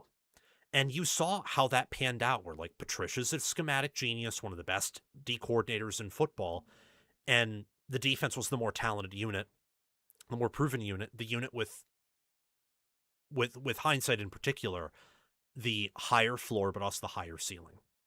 The offense was more unknown, which I was wrong about because I thought the offense would be more proven than the defense last year, but whatever. I got that wrong. Now you look at this year, and maybe I'm mistaken again, but the offense returns a whole lot more. The offense is more of the known unit than the defense is now, I think. The defense has projected 2 starters at D tackle from the portal, John Walker and James Smith. Christian Allegro will start at linebacker from Wisconsin probably, or at least be involved in that rotation. Little will be the starting nickel or one of the starting safeties. I mean, you can probably play him anywhere. I do think Zion Grady will overtake Bo Atkinson and be a starting D-end. I think he kind of has to and has the prototypical size and coaching from Larry Johnson to do so. The O-line is known, but both in good and bad ways. Entering 2026, Ohio State, across power rating models that only use priors, is going to be first. I don't have them first because my power ratings have a human input level to them. But if you only use priors, they've been the most consistent and best program of the past 4 years. So they should be number one. They were first in success rate margin, top 5 in all the other margins that matter, points per drive, points per play, adjusted EPA, and they returned 60% or more of their production, which that's really 60% production. That's like average returning production, where if what you lost to the NFL is equivalent to what you bring back that could have gone to the NFL in returning production, if everyone was eligible, 60% means you've like reloaded pretty much. You're going to be the same as you were last year, or very close to it, or maybe even a little bit better, depending on where you fall. So this Ohio State team is going to be a national champion. That's not a key difference. But some other more minor defenses will be that this Buckeye team is more portal laden. Their 2026 roster is far more reliant on the portal than any Buckeye team before it, including 2024. The whole narrative around 2024 Ohio State was just kind of stupid. Oh, well, they went and got Quinshon Judkins, or they got Caleb Downs. No one cares. Or they got Will Howard. Again, doesn't matter. Even some of their other players who were transfers came in the prior year, like Josh Simmons at tackle. And I honestly forget any other ones, to be fair. Like, they have used the portal selectively before, but that 2024 Buckeye team, while it hit on a lot of its portal additions, Seth McLaughlin, Quinshon Judkins, Will Howard, hit on freshman Jeremiah Smith, hit on Caleb Downs at safety. Look, it was mainly a homegrown team that started. That's what Ohio State was that year. That's what helped win them the national title. They were homegrown, veteran, old, developed, and it was one of the greatest college football playoff runs you'll ever see. Not that Ohio State can't do it now that they're portal laden. I'm just saying the narrative around the 2024 team is that team was portal laden. They were not. They were portal selective. This team isn't quite portal laden. Like, they're mostly homegrown, but this is the least homegrown Ohio State team we've seen in quite some time. They have around they got around 20 new transfers, and they had a pretty big high school recruiting class and lost a good bit to the NFL. So this Ohio State team is undergoing more change than a typical Ohio State team would. And that's a key difference here. They're also, though, a veteran team. And I think a more veteran team than they were last year. Last year's team had a more veteran presence on defense at key positions than this team did, but the offense was so much younger at virtually every position than this offense is. This offense is across the board older at offensive line, obviously quarterback, obviously running back. I don't really count C.J. Donaldson as anything more than a fullback, honestly. They're younger at tight end in terms of Nate Roberts being the starter, but they're actually older.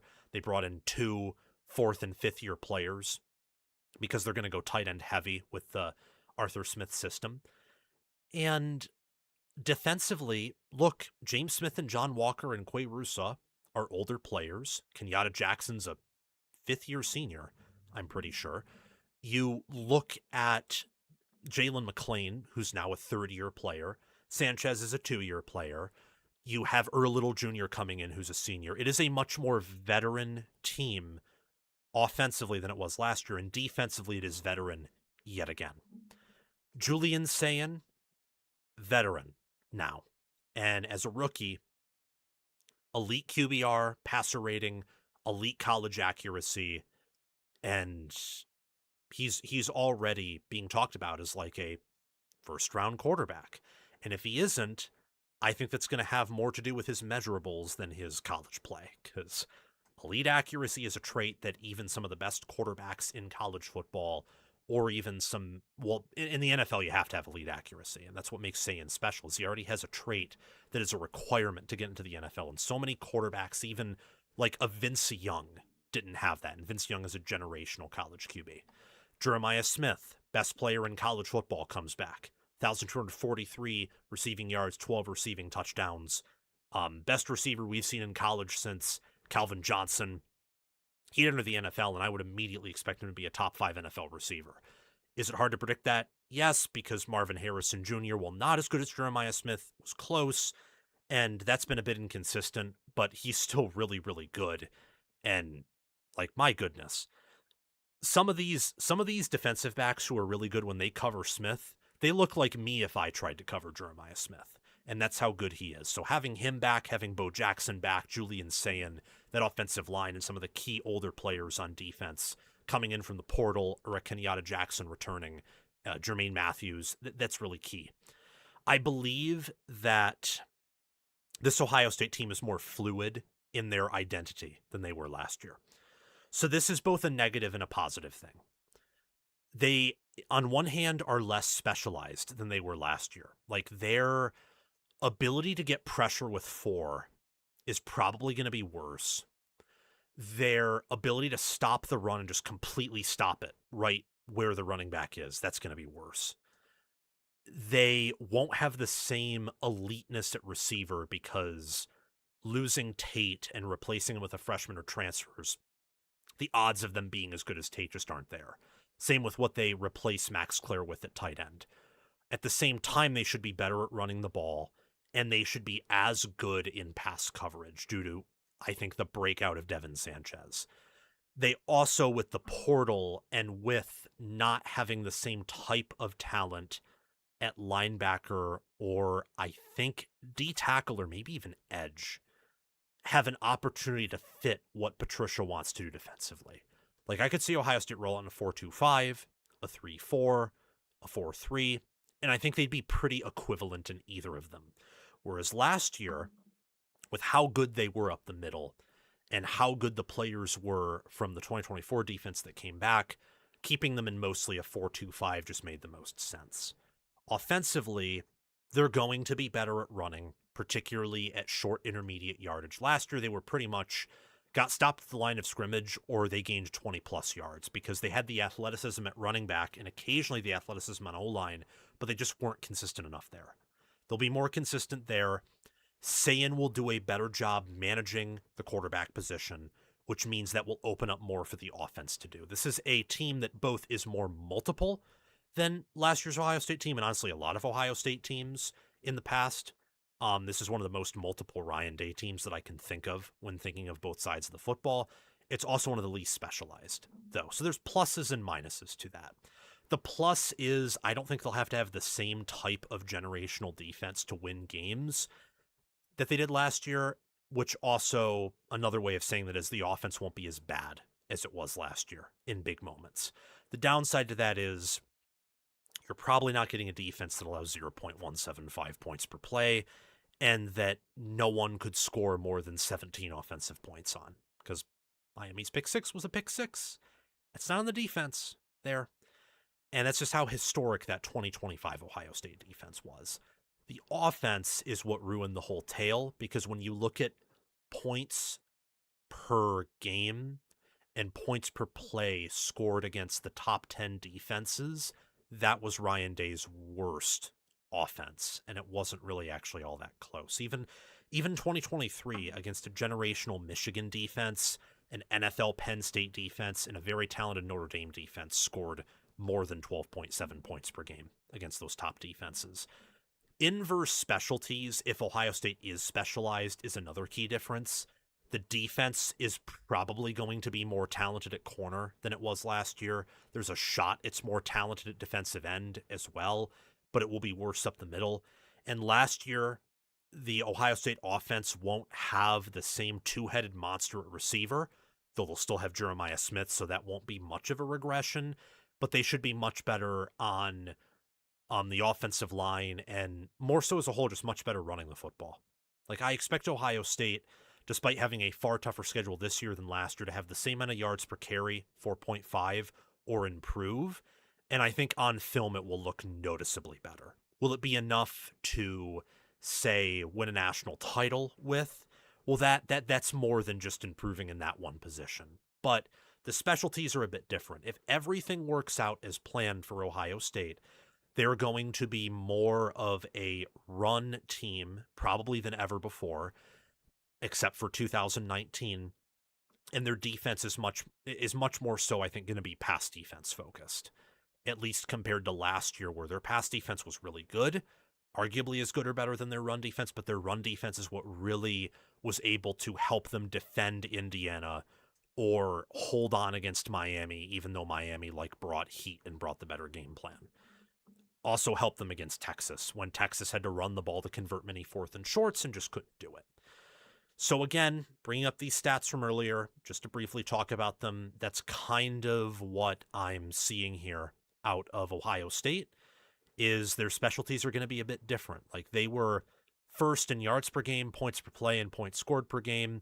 Their run defense, the more I think about it, looking at the stats and remembering that Miami game, their run defense was worse than their pass defense, but I think the margin between those will be even more noticeable and bigger this year. And they'll be more of a perimeter defense where Sanchez is going to lock down almost any receiver he sees. Their ends will probably be better overall from an NFL twitch angle. I just wonder what they'll be up the middle. They'll still be near elite, if not elite, but will they be centennial like their up the middle defense was last year? Probably not. Even Georgia, Kirby Smart, defensive guru, didn't reload in 2022 after what they lost in 2021. Offensively, much better at running the football. No longer 4.3 or 4.5 yards per carry, or if they have that again, it's going to be because they have the toughest schedule in America, and last year their schedule was barely top 25. So that's what I mean when I say these things. The final biggest difference, and this is because of schedule more than anything else, is they have less margin for error.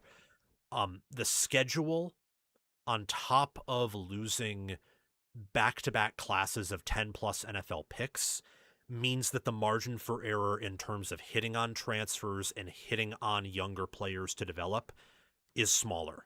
Last year, that team could afford to miss on basically the entire offensive line from a progression angle because their defense was so good and because of what they had at receiver. And they hit on Sayin, they hit on Jackson and Isaiah West, and that combined with an easier schedule, but having just a historic defense, allowed them to miss at some of those areas and still be the most talented team last year. And for much of the year, be the best team in terms of power ratings before Indiana usurped them. And then again, they still finished 2. This year, because there's more change, they have to get a larger percentage of things right to not regress. And regression, or simply being the same team as last year with a tougher schedule, likely means possibly more injuries, certainly means more regular season losses. Could also be a good thing, though, because I believe they'll get to the playoffs. I have a hard time seeing them not get to the playoffs, even if they hit the under on their win total, and having some more adversity faced could really help them, because I think it may have hurt them last year when they seemed invincible. Everyone said they're invincible. It's hard to ignore outside noise. And then when it came time against Indiana and Miami, they were honestly blessed and fortunate that those two teams were very flawed as well. Otherwise, those games wouldn't have been as close. So those are some key differences between Ohio State entering 2026 versus what they were in 2025. Keep in mind, last year, centennial defense. It was a defense that was as good as the 2024 unit, if not even better, and in no way it was worse. That's pretty awesome. They had 2 top 5 picks at wide receiver, because Smith will be that this coming NFL draft. They had the most accurate quarterback in college football for the regular season, and even factoring in his postseason struggles, he was the second most accurate, behind round 1 pick 1 Fernando Mendoza. So great season last year. Should be another good season this year. Another great team, another national title team. But those are some differences between last season's Ohio State team and this season's Ohio State team. Okay, let's see if I have time for any more things.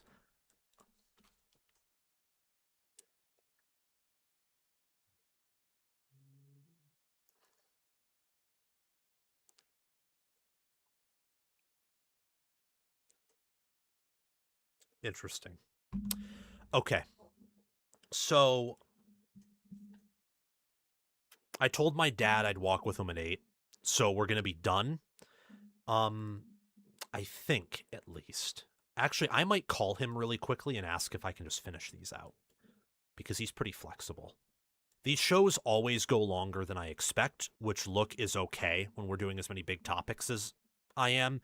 And as long as I'm not taking a break, I'm okay with going this long because when I take a break, it interrupts my flow. I begin to suck. I begin to be like Michigan's offense in 2024, and I just don't like that. So hold on. I'm going to call my dad and see if he is okay with pushing back our walk. If so, we'll finish out all these segments because I have like a backlog of 20 videos I have to record from past live show segments, and I really don't want to do that. So hold on tight, guys. Hold on tight. I'm still going to be on camera.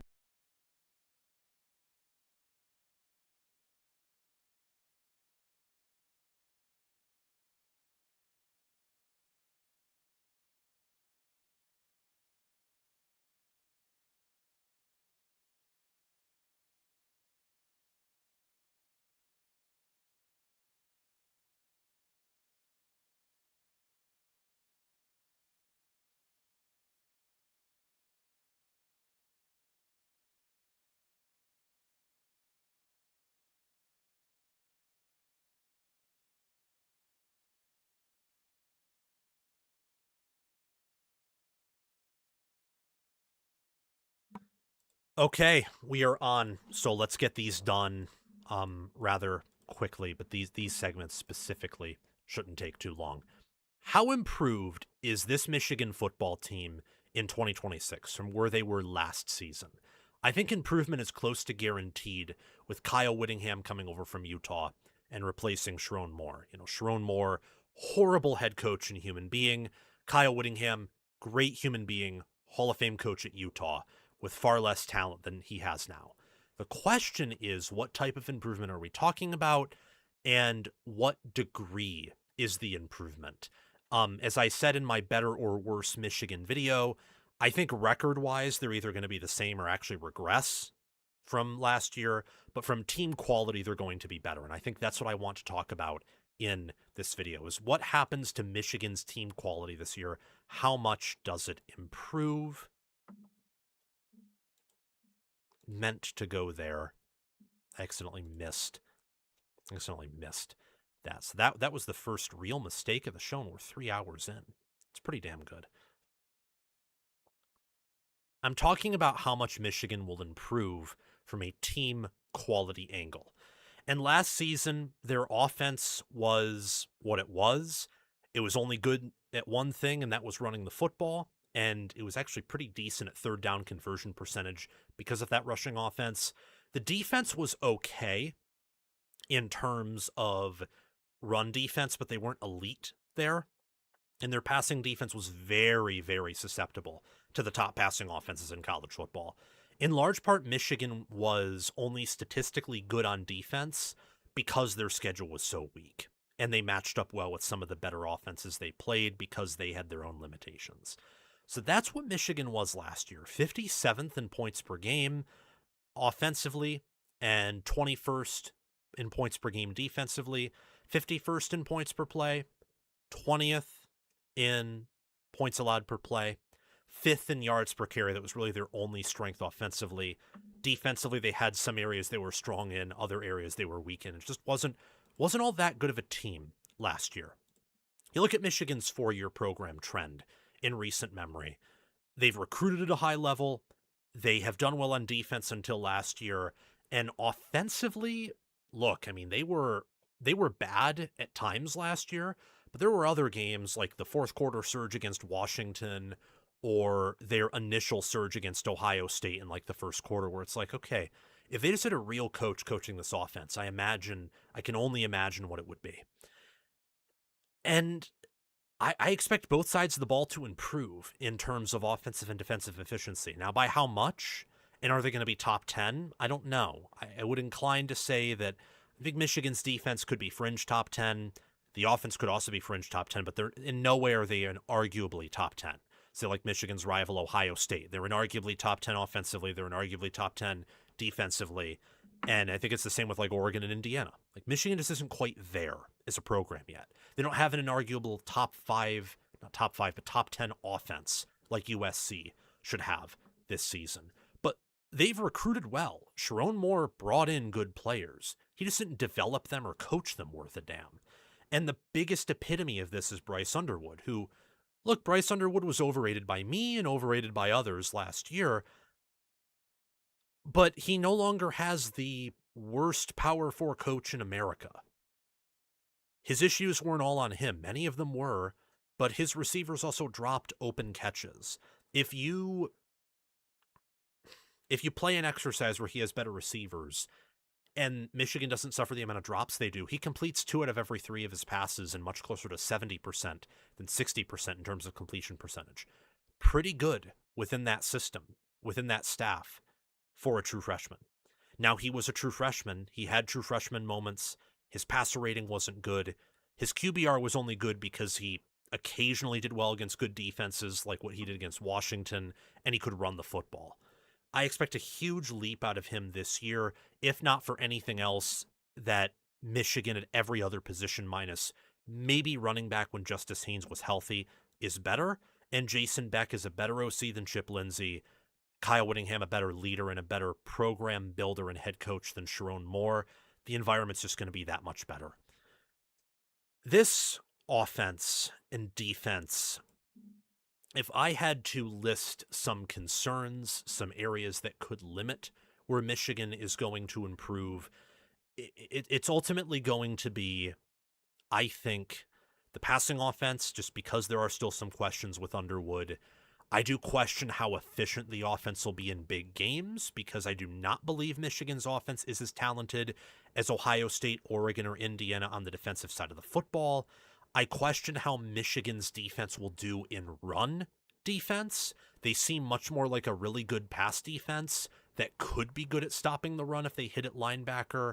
And if Daly transitions really well to the Big Ten, which I think he should, but I'm pretty low on Michigan's linebackers, that doesn't exactly bode well against your Indiana and your Oregon, and your Ohio State should be better at running the ball, so it doesn't bode well against them either. And there are some teams on Michigan's schedule that should do well besides them at running. One thing I'm looking forward to with Michigan is special teams is going to be way better. Offense is also going to be way better when looking at just how porous and inconsistent it was. The defense should be noticeably better, but that was also the most talented side of the football last year. So I'm not exactly going to say that it's going to be far better, just noticeably better due to coaching. You add that up and Michigan is a much better team than they were last year, and you'll see it on film, you'll see it play out. They'll be more intimidating. They'll live up more so to their blue blood brand and top 15, top 10 talent composite. But I do want to caution people. Again, this is talking about how much Michigan improves, mostly from a team quality angle. I want to just show you the schedule here, as you see, where Michigan has games against Oklahoma, Iowa, Minnesota, Penn State, Indiana, Oregon, and Ohio State. Those are 7 teams that I think are top 30 caliber teams, and most of them are top 25. Michigan had like 4 of those teams on last year's schedule, and only Ohio State was top 10 caliber. This time around, Michigan might have 4 top 10 caliber teams on this year's schedule. So I look at this and just want to blow caution here. Michigan, record-wise, is more likely to regress than improve because their win total's at 8.5. They are more likely to go 8-4 or 9-3 than improve off last year's 9-3 win total and go 10-2, which I think 10-2 is Michigan's ceiling. The schedule's that tough, and I still have some questions about the roster. And while their coaching staff I think is wonderful, it's not as good as Ohio State's or Indiana's, and it's not definitively better than Oregon's. It is at the coordinator spot, but I think it's inferior at assistant coaching and certainly the head coaching position. With that being said, they could improve. There's a world. They're going to be better in big games than last year's team was, and probably better in the small and little things too. And from a team quality perspective, Bryce Underwood will be better than Bryce Underwood last year. Jordan Marshall and Savion Hyder could be as good as Marshall and Haynes were last year. Andrew Marsh, Jamie French, and J.J. Buchanan will be better than any receiver room last year that would have had Samaj Morgan in it. Zach Marshall at tight end looked good. I expect him to improve. The tackle position, Sprague, Frazier, Babalola, regardless of who starts there, will improve. Guanera is an upgrade at center over what Michigan had last year. And Evan Link and Nathan Ifabi should be upgrades over what Michigan had at guard last year as well, where Guanera and Ifabi were good at guard, replacing Giovanni El-Hadi after he got hurt, who didn't, do all that well last season, didn't do well under Sharon Moore, and the offense is a better play caller. Defensively, they also have a better play caller. Cameron Brandt, John Henry Daly should be as good, if not better than Cameron Brandt and Derek Moore last year. Trey Pierce and Eno Etta with this staff should be better than what Michigan had at D-tackle, where Michigan had a lot of good at D-tackle, but no great. None at all. Linebackers, the one position where I look at and say, yeah, Michigan's going to be worse there, for sure. They're a lock to be worse at linebacker with how much they lost. Cole Sullivan, honestly, this is a little bit of a Michigan fan moment for me, but the team was so bad last year in big moments, I've blacked out half of the team. But Cole Sullivan, losing him in the transfer portal, Ernest Hausman, losing him, and then Jimmy Rolder, losing him, getting drafted. The secondary with Barry, Hill, Snowden, Bracey, and hopefully a healthy Rod Moore will be significantly improved. And all in all, I look at this staff, I look at this team, and this is a staff that when I say A+, I'm typically generous with my grades here. If you're in the top 10 or you have a staff that I think in a different season that's weaker could be top 5, I'm giving you an A+. The offense and defense I look at as A's, and A's are A's are sides of the ball that can win a title, but they usually need non-negotiables or an A+ side of the ball to complete the picture, if that makes sense. So Michigan's close. Michigan's close to being a playoff contender and a team that can go on a run. I don't think they're quite there yet. But with this staff roster, the improved development, they'll have a top 15 defense, and I think they'll have a top 15 offense. The question is, can they get in that top 10 range, and can any of those sides contend to be an A+? Because as of right now, I would say their offense and defense are closer to A- than they are to A+. And one of them is probably closer to a B+ than it is to an A+. They're at that very low A range. So Michigan will improve this year, I think by a large degree. I think this year's team would be favored by a touchdown over last year's team. Maybe more, maybe less, but around a touchdown. From a team quality angle, Michigan is going to be way better. I wouldn't be shocked necessarily if they won at least a big game. I think they'll win the Oklahoma game, which will count at the time. I will caution people, though, from a record angle. We're talking about team quality and program direction. Michigan will be way better. From a record angle, the schedule's really tough, and patience needs to be had. This team's likely going 8-4 or 9-3. Next up, we got Washington's path to the college football playoff. Can Jed Fish get Washington back to the college football playoff in 2026? Where Washington last season went 9-4, were a top 20, top 25 caliber team. The last time they've been a playoff contender and made the playoff was in 2023, where they were 14-1, beat everyone they played, just lost to Michigan in the national championship. DeMond Williams and how improved Washington's lines of scrimmage and defense will be is ultimately going to be the deciding factor here. Washington is 22nd in odds to make the CFP at plus 480. The path is there with the schedule. I know the win total's at 7.5, but I think it's a bit too low. Washington State, Utah State, Eastern Washington are all automatic wins. Minnesota should be a win. At USC is a coin flip. Iowa at home should be a win. At Purdue, that is a win. Off the bye. At Nebraska, coin flip game, but I'd favor Washington there slightly. They should beat Penn State at home, should beat Michigan State on the road. That game against Indiana at home will be closer than some people think. That's just an interesting spot for Indiana. Also an interesting spot for Washington too, though, because they play at Oregon in the final game of the season.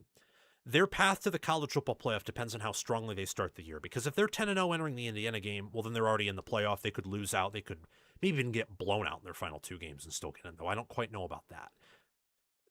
At the same time, if they drop USC and Nebraska, say, then they're almost certainly not in, because I think with this schedule, 9-3 isn't good enough, and I think it is guaranteed Washington will lose to one of Oregon or IU. That is the toughest 2-game stretch back-to-back in college football. The only thing that would make it tougher is if you had to play at Indiana. That's it. That's the only thing that would make it tougher. Or maybe if, like, you substituted IU at home for Ohio State at home, because, well, I think, not to get too off in a tangent, well, I think Indiana is better than Ohio State this year. I also think Ohio State matches up better with Washington than Indiana does, for a variety of reasons that would be explained in a different video. So, again, another lesson, and this is a lesson for Washington this year. Just because you're better than someone else doesn't mean they can't have a favorable matchup against you or a more favorable matchup against a team on your schedule. Washington has favorable matchups in terms of closing the power rating gap they'll face with probably everyone in their schedule except for Oregon. So the path is very clear. The toughest teams on their schedule are USC, Nebraska, Penn State, Indiana, and Oregon. They have a favorable matchup certainly against Penn State. I'd also say certainly against Nebraska. USC, with USC starting center out, I think they have a favorable matchup against. They should be able to... All of Washington's opponents they play, with maybe the exception of Penn State and Oregon, will be run first. And that's Washington's defensive specialty, is stopping the run. That's Ryan Walters, like, calling card. And this defense's personnel calling card. So, favorable matchups against USC, Nebraska. I'd also say Indiana, though I think Indiana is so significantly better than them. I'd still favor them to beat Washington. And I believe Washington, with the cross-country trip, is just better than Penn State. And I also think they have some favorable matchups there, too. Like, Penn State does not have the lines of scrimmage to necessarily hold up against Washington for the entire game. Now, Oregon's a different story. Oregon can be pass first if they want to. They're still a little bit run first, but they have the NFL QB and the receiver depth and tight end depth to be pass first if they need to, and it's on the road at Autzen. So it's a favorable 5-game stretch for your top 5 toughest opponents. I mean, I would take this if I were Michigan. You get to remove, like, Ohio State, a top 5 team, from my team's schedule. I wouldn't actually do it because I think the game in Ohio State's that sacred. But if you're talking about solely from wins and losses, like, yeah, a lot of Big Ten teams would take this over their current top 5 toughest games with where they're at on the schedule. Washington's biggest problem last year, and what they have to improve upon this year if they want to make it to the playoff, is their sack percentage on both sides of the football. They were outside the top 105 in sack percentage on defense and also sack percentage allowed offensively. And they were outside the top 30 on both in turnovers forced and turnovers surrendered per game. So sack percentage and turnovers were their weakness. And the good news about that is with how much they return on the lines of scrimmage, they can't get worse. And I think with how much experience they bring back in the secondary, a lot of young players, and at linebacker, the positions that typically force those turnovers, and what they return at QB, they should improve there too. They should improve really in everything on defense, in my opinion. They could do better in pass defense, but we're still pretty solid there last year. They'll be even better at stopping the run. I think they'll be top 15 for sure in points per game allowed and points per play allowed, and probably top 10 or close to it in yards per carry allowed. Offensively, I am concerned that they'll probably regress a little bit in the pass offense. They just don't have the same receivers. They don't have Jonah Coleman or Adam Muhammad, so their skill positions get worse. But the offensive line should improve, so I'm thinking lower ceiling offensively, but a much higher floor and more consistent product that comes out of this Washington Huskies football team. And I think that's reflected in just some base analytics here. I mean, this team defensively was in very advanced metrics outside the top 30 in a lot of categories, but they also played Oregon and Ohio State, so they had one of the tougher conference schedules of anyone. They were a bit leaky in pass defense at times due to pass rush and coverage. Offensively, they had a really high success rate. That's because of what they had at quarterback. They feasted on 8 of the defenses they played. The problem is in the big games, they just did okay and couldn't finish in the red zone where it mattered. So again, that higher floor on offense, I think, is more important than the ceiling of that unit, especially with what they bring back on defense. And I love the play calling duo they have. Fish is a good play caller. Is he elite? Probably not. Is he good? Yes. Ryan Walters is near elite as a defensive coordinator. He's an excellent defensive mind, not a good head coach, but a wonderful defensive coordinator for sure. And when I look at this projected starting lineup here, I mean, I'm looking at Desmond Roebuck, Damon Williams Jr., John Mills, Cody Green, Elenius Davis, Derek Coleman Brusa, Jacob Lane, and then everyone in that defensive backfield, every single player to possibly be an all Big Ten caliber player. If you were to expand the teams, like not all of them are going to make the third team or higher, but those players can contend for that spot. And that's a really good position to be in if you're the Washington Huskies. And from my perspective, entering 2026, they're the 14th best team in my power rankings. So a top 15 team with a schedule that's probably average in the Big Ten, some favorable matchups. The path is there. And I think there is possibly some value in picking them to go to the CFP. My one caution would just be the win totals at 7.5 for a reason. And they have, like, USC's a tricky game where they'll be an underdog. Nebraska's a coin flip. They'll be an underdog in 3 games, and they have an additional coin flip game. And with the schedule, they have to win 2 of those 4 games, along with all the other games to reach the playoff. This is a team that will not make it if they're worse than 10-2, which, like Oklahoma, Texas, Ohio State, Michigan, they have the schedules in non-conference games to where they could make it at 9-3. So Washington's path is there. I wouldn't say it's likely, but this is a much better team than people are talking about. People don't watch this team. It's disgusting. They think they're offensively based. They're not. This is a defensive team, and I can't wait to see how they perform this year. They're going to be really fun to watch. Really fun and exciting to watch. Finally, we have a bold prediction that 3 Big Ten teams go undefeated. Indiana, Oregon, and Penn State all go 12-0 in this regular season. They all are undefeated, according to Joey Henrique 7289. I know that sounds insane for 3 teams at once, and newsflash, it is insane. This is an insane prediction as reflected in the title. Not just a bold prediction, it's an insane prediction. Having 2 Big Ten football teams go undefeated isn't super likely, but it's also not impossible. Last year's Indiana football team and last year's Ohio State football team went 12-0 in the regular season. That cashed. And Oregon, if not having to play one of them, probably goes undefeated too. Oregon went undefeated in 2024, and Ohio State could have as well, and Penn State could have in 2024 too. So 2 is a bit different. 3 is, it's going to be a 10 out of 10 or an 11 out of 10 on the boldness scale, which means if this somehow cashes, this guy's getting a gift. He's getting merch, which is really exciting. Looking at these Big Ten win totals here, we have Indiana and Oregon at 10.5. I actually think that Indiana and Oregon both to go undefeated is probably more likely than people think. Especially Indiana. I think Indiana's schedule and team shape out better than most people are talking about. I also think they match up pretty well with Ohio State, who's the toughest team on their schedule. Oregon's a bit trickier because it's hard for me to pick them to go on the road and beat Ohio State, but I also think Ohio State's almost their only losable game. So if you're going 11-1 or 12-0, you have decent odds to go 12-0.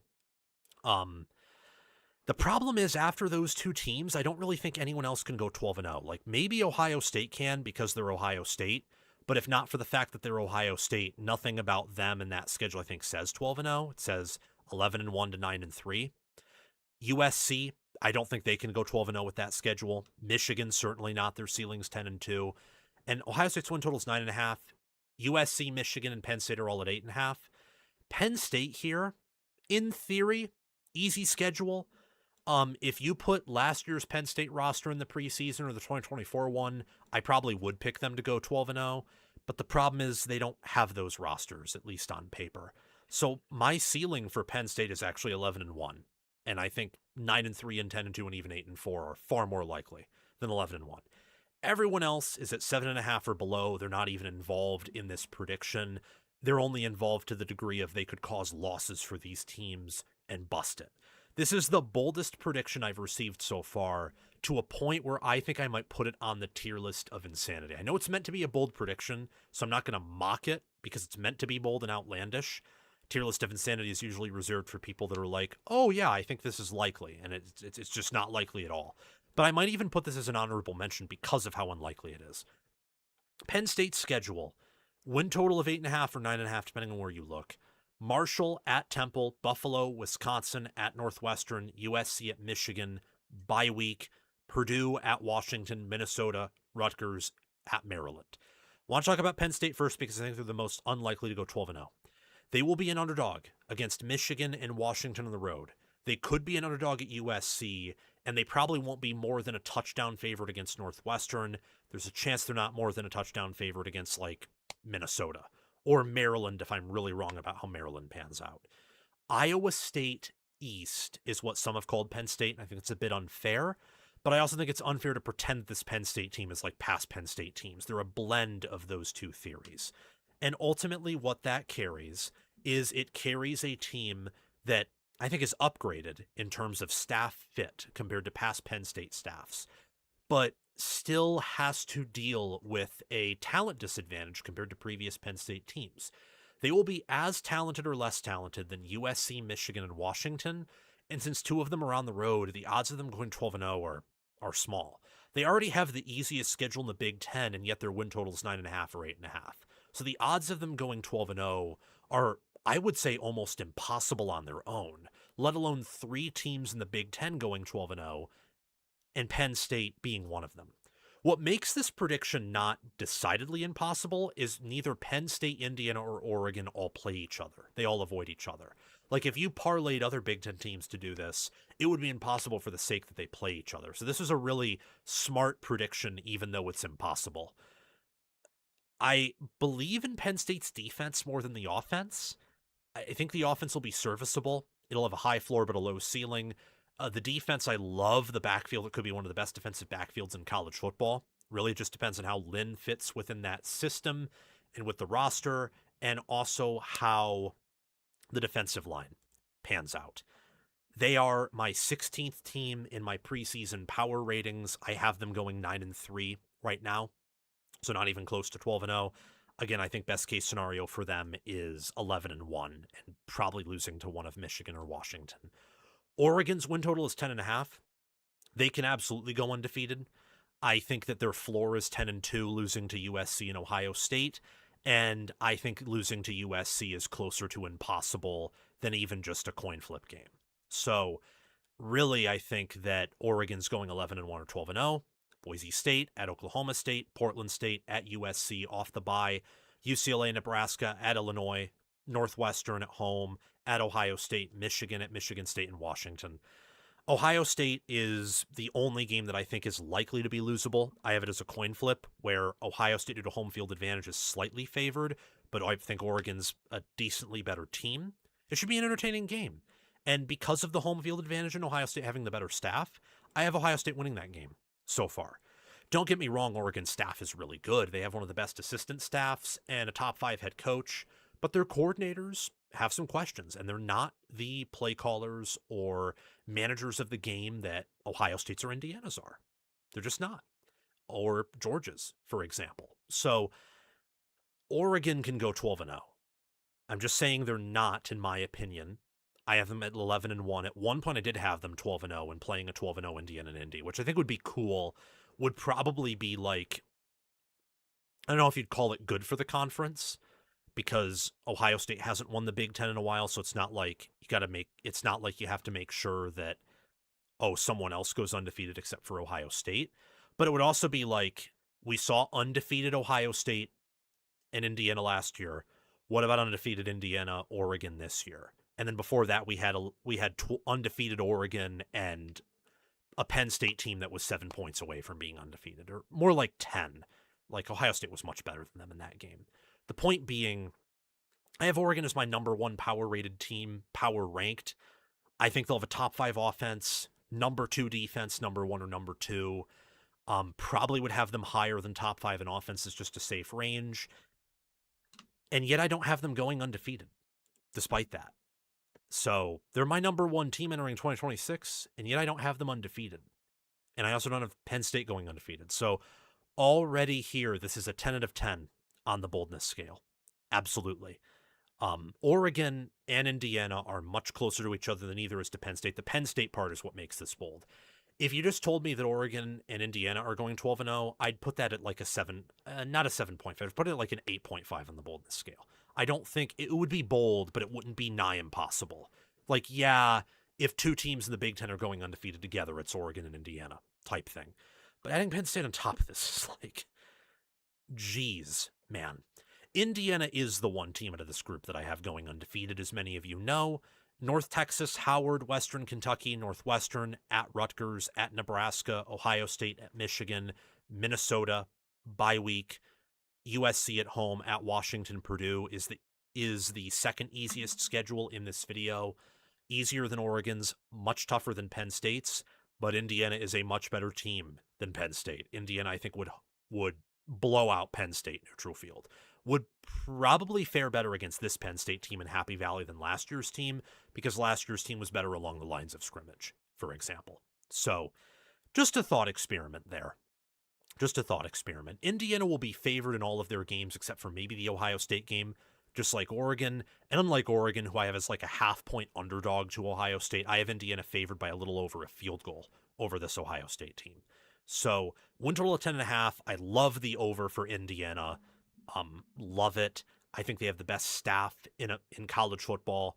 Number 1 assistant position coaches, number 1 head coach. I don't think either of their coordinators are number 1 in terms of defensive play calling. For a minute there, I said that I thought Brian Haynes was the number 1 overall coordinator. I'd probably give that honor to Phil Parker, the more I thought about it at Iowa. And number 1 defensive play caller is Brent Venables. But Haynes is really good. You know, Curt Cignetti is involved in the offense, so I'm reserved when it comes to saying Shanahan is an elite play caller. But Haynes, Cignetti doesn't do anything with him.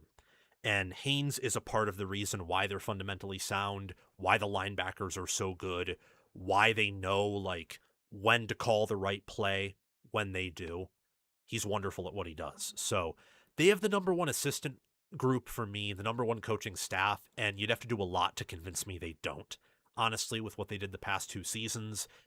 Defense will be number 1 or number 2 this year. The offense will be top 10, could be top 5. Special teams will yet again be top 5.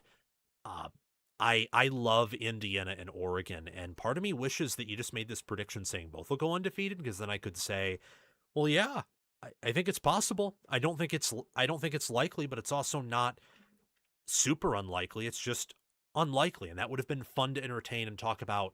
You know, man, that's my matchup entering Indianapolis. I think it's going to be Indiana and Oregon. That's by far the most likely matchup for Indy, in my opinion, because their schedules are easier than Ohio State's by a decent bit. And then we could have built up, well, what would the narratives be of 12-0 Oregon versus 12-0 Indiana? But I can do that in another video. At the end of the day, Indiana and Oregon are my top 2 teams this year. Penn State's like fringe, top 15, top 20. All 3 of these teams going 12-0 is impossible. This is an 11-1 or 11 out of 10 on the boldness scale. This is not happening. Not happening one bit. But thank you, Joey Henriques, for making an entertaining, bold prediction to walk through. I appreciate that. Okay, everyone, I'm done. I'm already late for seeing my dad. So have a nice night. Thank you for staying on. These videos will be up this week. Love you guys so much. JKS is so I did not mention JKS, and I'll actually make a comment about that. I didn't mention JKS because I have questions about who California is this year. I do think he'll be really good, but my QB rankings also include supporting cast and how good I think they'll be, like, throughout the season. Because that's realistic. Like, Mendoza going to Indiana helped him be. Mendoza wasn't the number 1 QB in 2024. He became that in 2025 in part because of better development in supporting cast. JKS has the potential to be the best QB in the country. I don't have him top 10. I think I actually have him 16th, just outside of 15, and it's because I have questions about California's staff and supporting cast and roster. But JKS, I think entering 2027, he'll be a top 10, if not top 5 QB. Just be another year of maturity. Either Cal will be good and they'll keep him and he'll grow, or he'll transfer out. So thank you guys for watching. See you all very soon.